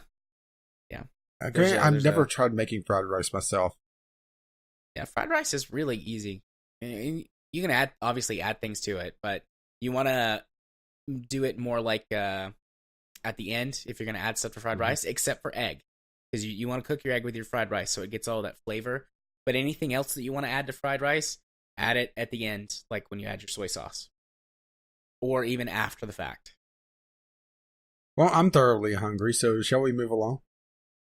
Yeah, we can go ahead and move on. Do a quick community corner, and then I have to go poke the bear and get a snack. Yeah, you mean Discovery Queue. As well. Yeah, what did I say? Community corner. I was about to say, we're kind of through that, but if you wish to contribute to the community corner, you can email us vglpodcast@gmail.com or tweet us vglpodcast on the Twitter. See, I remembered it this time. We usually just move so swiftly along. By the time I remember it, we're already into the music. Speaking of which, yeah, go for the theme song. Which I got something immediately that's interesting. I did too. Oh, I got Deep Rock Galactic. I also got Deep Rock Galactic. Well, I got it first. That's fine. A dwarven mining game. I mean, this is probably right up your alley, but I'm stealing it. It's mine. Yep. It looks very interesting. Low poly survival shooter from the looks of it. Yeah. But that is definitely worthwhile with 1 to 4 player co-op. So, Left 4 Dead aspects. $25 for the game. So it's a budget title. Right it looks like they're estimating a 1 to 2 year development. So this is going to be cooking for a while. This came out recently. And this is just, February 28th, so 2 weeks ago. Yeah, they're adding quite a bit to this. More game modes, more varied cave systems. I'm looking forward to seeing where that development goes. Yep. The first time that goes on sale for any amount, I will be purchasing a copy. And if the amount is low enough, I'll purchase 2 copies, and you can have one. And then immediately I get a lot of garbage. I'm getting a lot of Tycoon games. Which, is it just me, or has Tycoon become almost a dirty word in a video game title? I don't feel that way. It usually means very... what would the best way to say this is? It's a very light on the management side of things. And more of almost clicker-esque. Yeah, the clicker-esque thing is annoying. So I got another one, Demolish and Build. 2018. So I guess there was one before this. But pretty much just building destruction game. I'm good with this. It's interesting. I'm not sure how good it is. It has just 61 reviews, so that doesn't really mean a lot. And there's a lot of people saying that's very laggy. But hey, something different, right? Yeah. It looks alright. I got one, Farm Together. This looks like a very, at least in terms of its art style, it's very cartoony, very relaxed, and it even says it's a relaxing farm experience. But it's a cooperative farming game. And because I've been playing City Skylines recently, I got Cities in Motion 1 and 2. I think I own both of those games. They're not all that great. Yeah. 2 is alright. 1 is very flawed. But here, I'm not going to put those on the list, but here is something interesting. Is this? Yeah, this is multiplayer online co-op. So, Heroes of Hammerwatch, a top-down-esque roguelite adventure game. Well, this is from the developers of Hammerwatch, which, if you don't remember that or have heard of it, it was a mouse-driven fighting game. I don't remember that. Oh, sorry. It was a mouse-driven 2D fighting game where you... No, never mind. I'm thinking of a different one. Hammerwatch was another exploration game. I was thinking of something different then, because there was another game that has a very similar name. That was, you were flying blimps, and you had these giant hammers. And you were trying to kill the other blimp, and you controlled it with your mouse. Not one-to-one, of course, but this is interesting. We don't see a lot of roguelites, particularly the dungeon crawly type, with full multiplayer, which Hammerwatch did have it, but seeing another one is interesting. And this is pretty much outside of it lacking the turn-based combat is rogue, from what I can tell. And I got one more at the mind after years. Soul Worker. Oh, I skipped over that. Free-to-play anime action MMO. I'm not sure if this would be up my alley, depending on how well it handles the action that comes before the MMO. But I'm always up for to check out a new MMO. I honestly will probably play that this week. I hit play game, so it started stalling, and then I paused the install. So I'll probably be reporting on this next week. But yeah, it looks all right. Well, I got Guns, Gore, and Cannoli 2. A 2D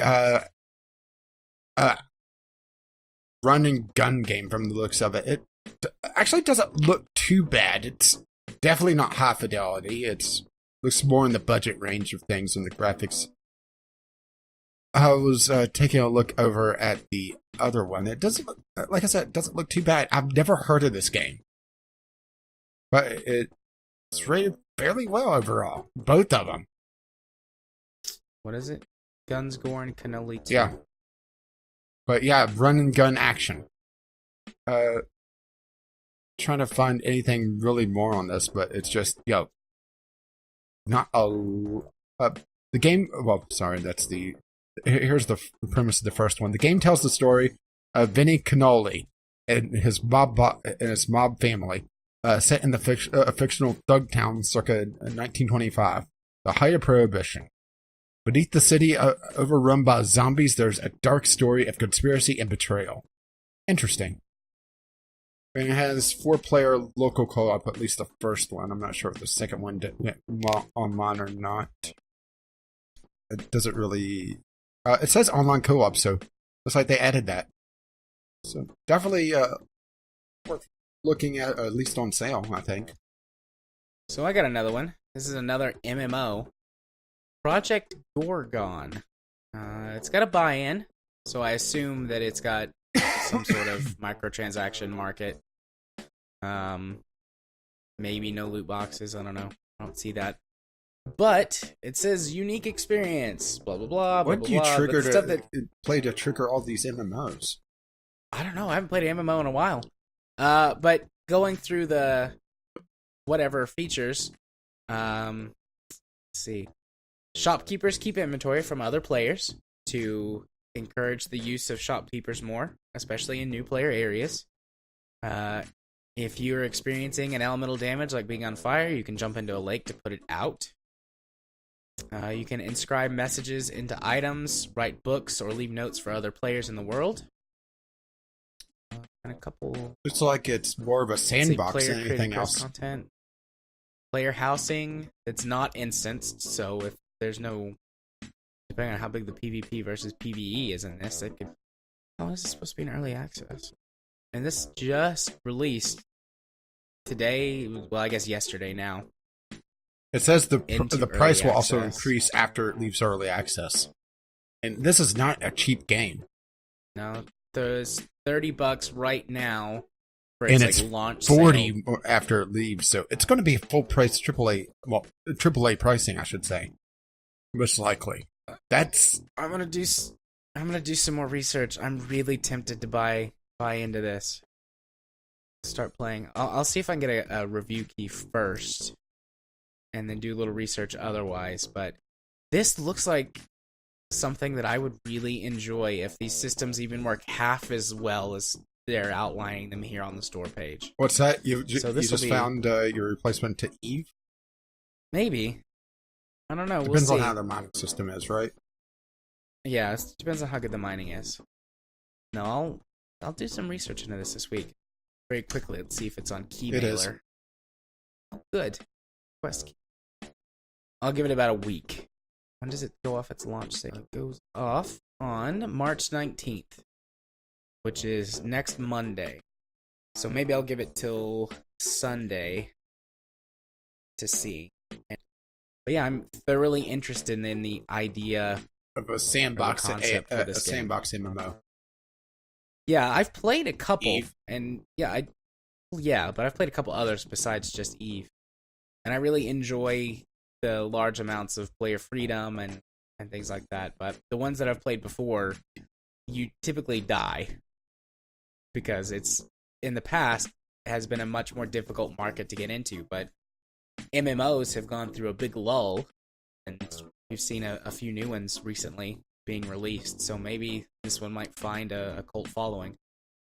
And if they do some sort of, even though it would be terrible for any sort of PvP combat, if they did a peer-to-peer system as opposed to having servers, it would at least be playable without a big population, because there was I don't know. I'm gonna do some research. I'm gonna stop talking about this and do some research later. And that's it for the Discovery Queue, unless you really wanted to do another one, but I think we're good on this. Shit. Like a dummy, I closed that tab. That's my Discovery Queue. I have 2 games left. I got Heroes of Hammerwatch 2. As in also. It doesn't look too bad. And junk. So yeah, that's my queue done. Cool. decent queue this once week. I got past all, well, I got a bunch of Tycoon and a bunch of City Builders, which I understand the City Builders because, City Skylines, and having to set, trying to figure out traffic. I don't know what I've played to trigger. Oh, maybe Torchlight. Maybe. Torchlight's not really an MMO, but Online multiplayer. Online multiplayer and fantasy-based. let's see what tags it's got listed. Online co-op, online... Yeah, it doesn't have a lot of tags, actually. No. But Gorgon has early access, obviously. Sexual content, so you're all over that. I didn't even notice that one. Sweet. That's just a bonus. Massively, I think we just determined your class. 4. Yeah. Manslut. With pink hair. Massively multiplayer, indie, violent, and RPG. They don't have a lot of tags just yet. Well, yeah, but it just released, so... It's been a very long time since I've actually started playing a game at the beginning of its early access period. I think the last one not counting ones that I did not Discovery Key, Sunday Sampler that I played early on. I would say probably Besiege is the one that I've done the most as it's updated throughout early access without being prompted it's like, here, try our game. Yeah. Which, hey, sometimes the ones I try, that I'm prompted are really good. Sometimes they suck. And sometimes they're a real surprise. So, like Clone Drone in the Danger Zone. That's probably the biggest surprise I had so far in the Sunday Sampler on the early access front. Because I went that really expecting to hate it. I'm really sad. What? I just clicked over to Reddit. Stephen Hawking has passed away at 76 years old. Wow. Just happened 42 minutes ago was when this was put up. So I guess he died today. Yeah. Well. Or yesterday. That depends on time zones. Yeah. Damn. I mean, he lived a lot longer than anyone really had with it. Now I'm blanking on what he had. But I know that the expected lifespan for his disease was just a few years. I think he had ALS. What ALS stands for. I couldn't recall exactly what it was, and I didn't want to make a guess, Amyotrophic lateral progressive degeneration of the motor neurons of the central nervous system, leading to wasting away of the muscles, and also called Lou Gehrig's disease. But yeah, he survived a lot longer than I think really anyone would expect with ALS, because it's it's terminal illness. Yeah. So, sad note at the end of the Discovery queue. Hopefully you cut the music by now, because we don't need that music under this. Okie dokie. Well, let's move on from that to the part of the podcast where I go first and tell you all about my things. I have a YouTube channel on the YouTube, so you can find it by searching for Gaming Psychologist. This week we have Kerbalcast stuff. The next batch or few Kerbalcast archive shows. Obviously, we'll have the podcast. And that's about it for right now. I'm actually making a push over on Twitch to do some things, trying out some new Twitch features. That's twitch.tv/jarthur4707. I'm going to start putting up the podcast on Twitch. They have a relatively new feature called Premiere, which allows you to schedule a video and run it live. Obviously, the podcast will still be pre-recorded, but I just did one without saying anything or posting anything anywhere, and it got 11 views. Some of them were quick in and out, but it had 5 viewers that stayed for an average of, I think it was like 40-something minutes. Hopefully you have a link to the actual podcast and all that. I will. I didn't for that first one. I just was playing around with it, learning how to use it, and I was like, maybe put a QR code or something. Yeah, I'll do something like that. Or just be lazy and I have to do it. But on top of that, I plan on putting some of my other YouTube content on Twitch using the Premiere system and see how it does. starting with some older content just to like test and gauge where things are going to go. On top of that, I also think that sort of a combination of YouTube fucking sucks, and I had never had any illusions about being like a gigantic YouTuber, but there was always a little bit of growth, a chance to earn a little something on the side for what I did. And with YouTube's constant moving the goalposts, that really isn't possible for me right now. Maybe if I really dedicated a lot more time and energy to it, but I want it to be more of a hobby thing with hobby level time put in and growth and that sort of stuff. So I think I'm going to try my hand at a little bit more Twitch streaming in the near future. I'm doing some testing. So are you going to have the boot camp? Some stuff out. Maybe. I'll push my man tits out there. But I'm going to do a little bit of testing and trial with some different games, but sort of like a hobbyist level variety streamer. I've done a couple of extra streams the last couple of weeks anyways, like with Kyle and some random stuff, so just something that I want to try. Want to see if anything can come of it. I'm really close to being not Twitch partner, but the level below that one, Twitch affiliate. I think I just need to get a higher average viewer count, and then I've hit the Twitch affiliate status, which is like their first level of like monetization and increased tools and all. I've also been talking to my friend David from over at Left Stick Down about maybe doing like some sort of like streaming stuff, and he does a lot of particularly with, I believe, Brawlhalla. So yeah, in the next couple of weeks, I don't have anything planned yet, but it's very important that I put together a schedule, otherwise I won't stick to this. So I'm still kind of in the testing phase, but in the next couple of weeks, as long as everything goes according to plan, and nothing crazy happens in my life, I'm not ruling that out at this point, plan to see me on Twitch a bit more, doing some more.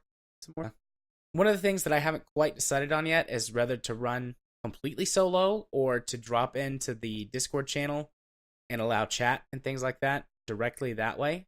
I think you shouldn't do the full chat, because that typically gets very messy if you get more than a few people.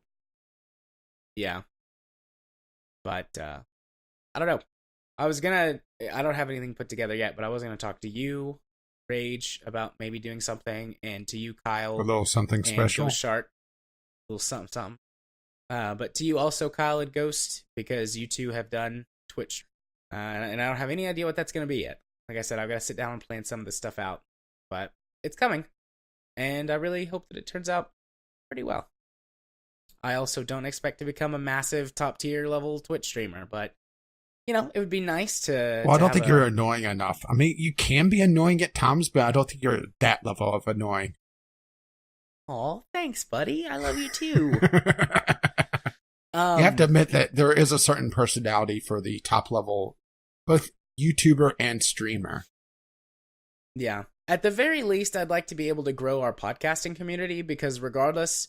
when everything else falls apart, the podcast is still like my top priority, and everything. Mostly because I'm on your ass about it. Well, I mean, the podcast is the most important thing to me, anyways, and so everything I do, I try to channel back towards the podcast. So at the very least, have it be an advertising sort of trickle to get people headed towards the podcast. But we'll see. I just want to put this out there so that people can start checking out my Twitch channel a little bit more, and see if that's something that you guys want to participate in. I skipped over to the Twitter because I went to the Twitch, so let me go back to my Twitter. If you want to follow me on Twitter, you can do so at JMA4707. This week in particular, it was very political and very angry political. I blame myself somewhat. There's always at least a trickle of politics, but yeah, I went off the deep end yesterday. At least of recording, so I have to admit, if you want to go see me explode, that was glorious. I wasn't sure. I was tempted to put an applauding gif, but I didn't want to set you off again. Yeah, if you want to see me explode on Twitter, head on over there and check it out. It was from Monday night, which was the 12th or the 13th of March, depending on exactly when it was. That's 2018. Uh-huh. Well, someone could be listening in the future. Current year argument. No. Current year well, argument. I wasn't making a current year argument. I was making a hey, somebody could be listening to this far down the line. That's true. Well, assuming that we survive that long as a people. Hello, people from the future. We're from the past. Welcome. Everything kind of sucks right now. Hopefully it's better I'm glad you're listening to us from your box. Yeah. Google Play, stop. Sorry. Anyway, if you want to be my friend on Steam and chat with me about all kinds of things, or invite me to play games. Who was it? Someone invited me to play CSGO this week, and I'm drawing a blank on who it was right now. I don't have Counter-Strike Go, so I couldn't play that. But if anybody ever wants to invite me to play games and hang out, I'm cool with that too. And my Steam username is jarthur4707. I accept all friend requests and love talking to you lovely. And if you wish to let them know exactly what episode of the podcast you're coming from, the password for this week is Cold Brew. Indeed. That is a inside baseball reference to something that happened before the show. Cold Brew. So, my channel.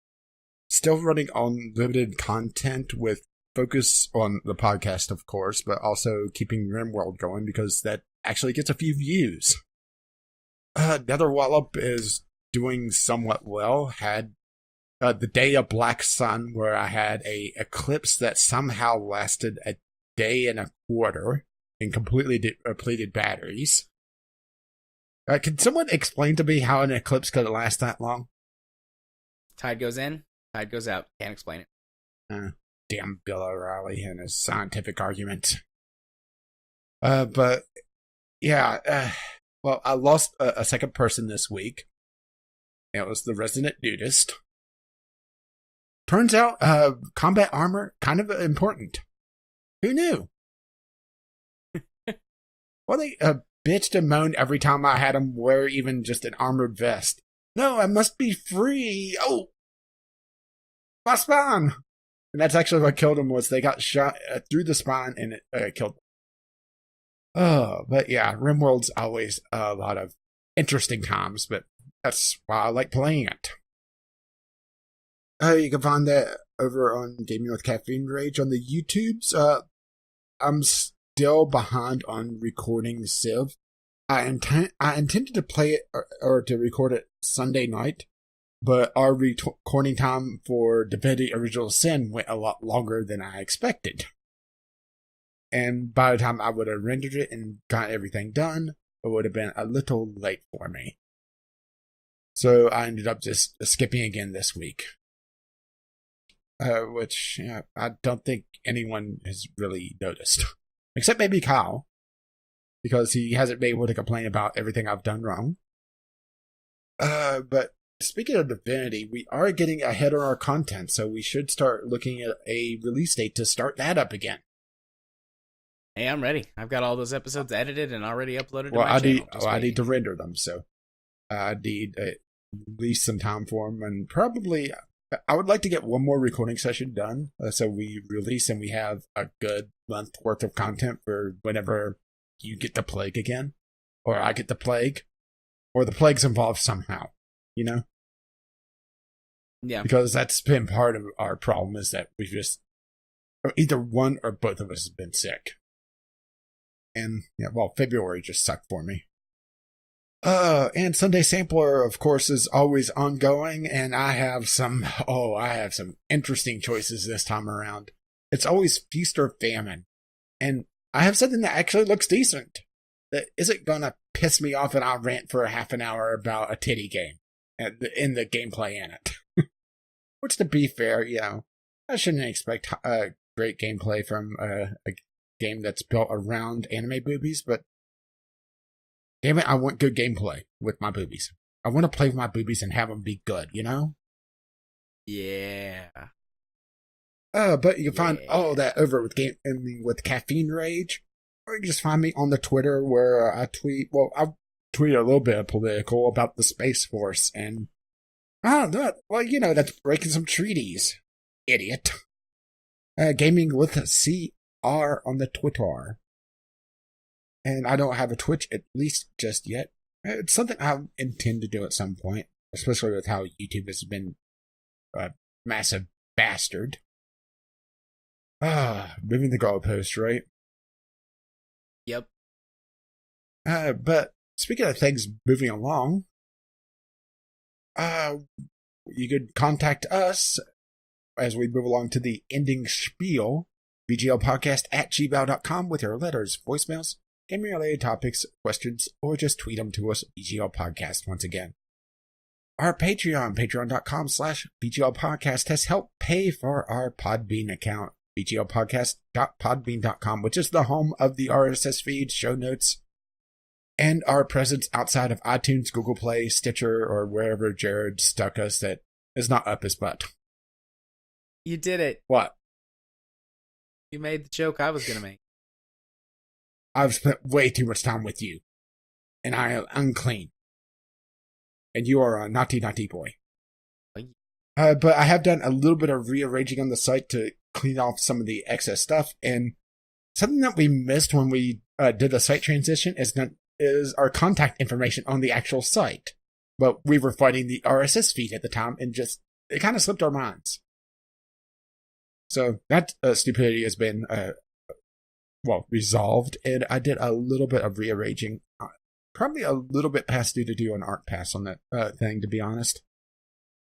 Oh, and also moved the player, so the ability to actually play the episodes is above the show notes now. It looks a little bit better, actually. At least in my opinion. But I could be wrong.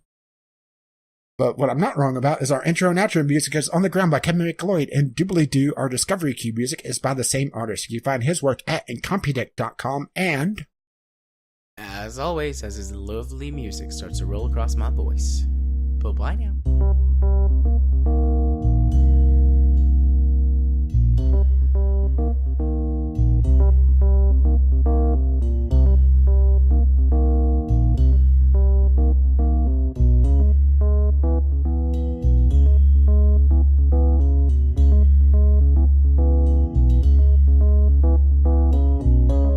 So Stephen Hawking, that really sucks. Yes, it does. You don't have anything to say about that, do you? I'm not even going to try and make a joke. He wasn't a perfect man, but he was an excellent pillar of the science community and an inspiration to many people. STEM fields. Yeah, I'm just worried about the future of science, because it just seems like there's just a lot more intellectualism than there used to be. But well, here's to hoping that Elon Musk doesn't turn out to be a supervillain. Oh, come on, he's totally a supervillain. He's going to build his base on Mars. He's already sent his car there. True. Hopefully he's hiring. Do you really want to be a henchman of an evil genius? Yes. I've played Evil Genius. That does not work out well, especially with all the traps laying around. I love the tropes in movies and TV shows and stuff that the evil villains have really good like healthcare plans and pay well and stuff like that. I hope that he fits that trope, because I would definitely be an evil henchman for Elon Musk. He had a good healthcare plan that included eye and dental, and he paid well. Yeah, but you have to wear the bodysuit, and that just does not work for you. That's fine. I'd wear the bodysuit. Yeah, but I don't want to see you in it. Hopefully, I'd qualify for like an upper management position, being that I have a master's degree. You'll be the counseling for all the minions that have been beaten up. I could handle that. Bye-bye. Anyways, bye.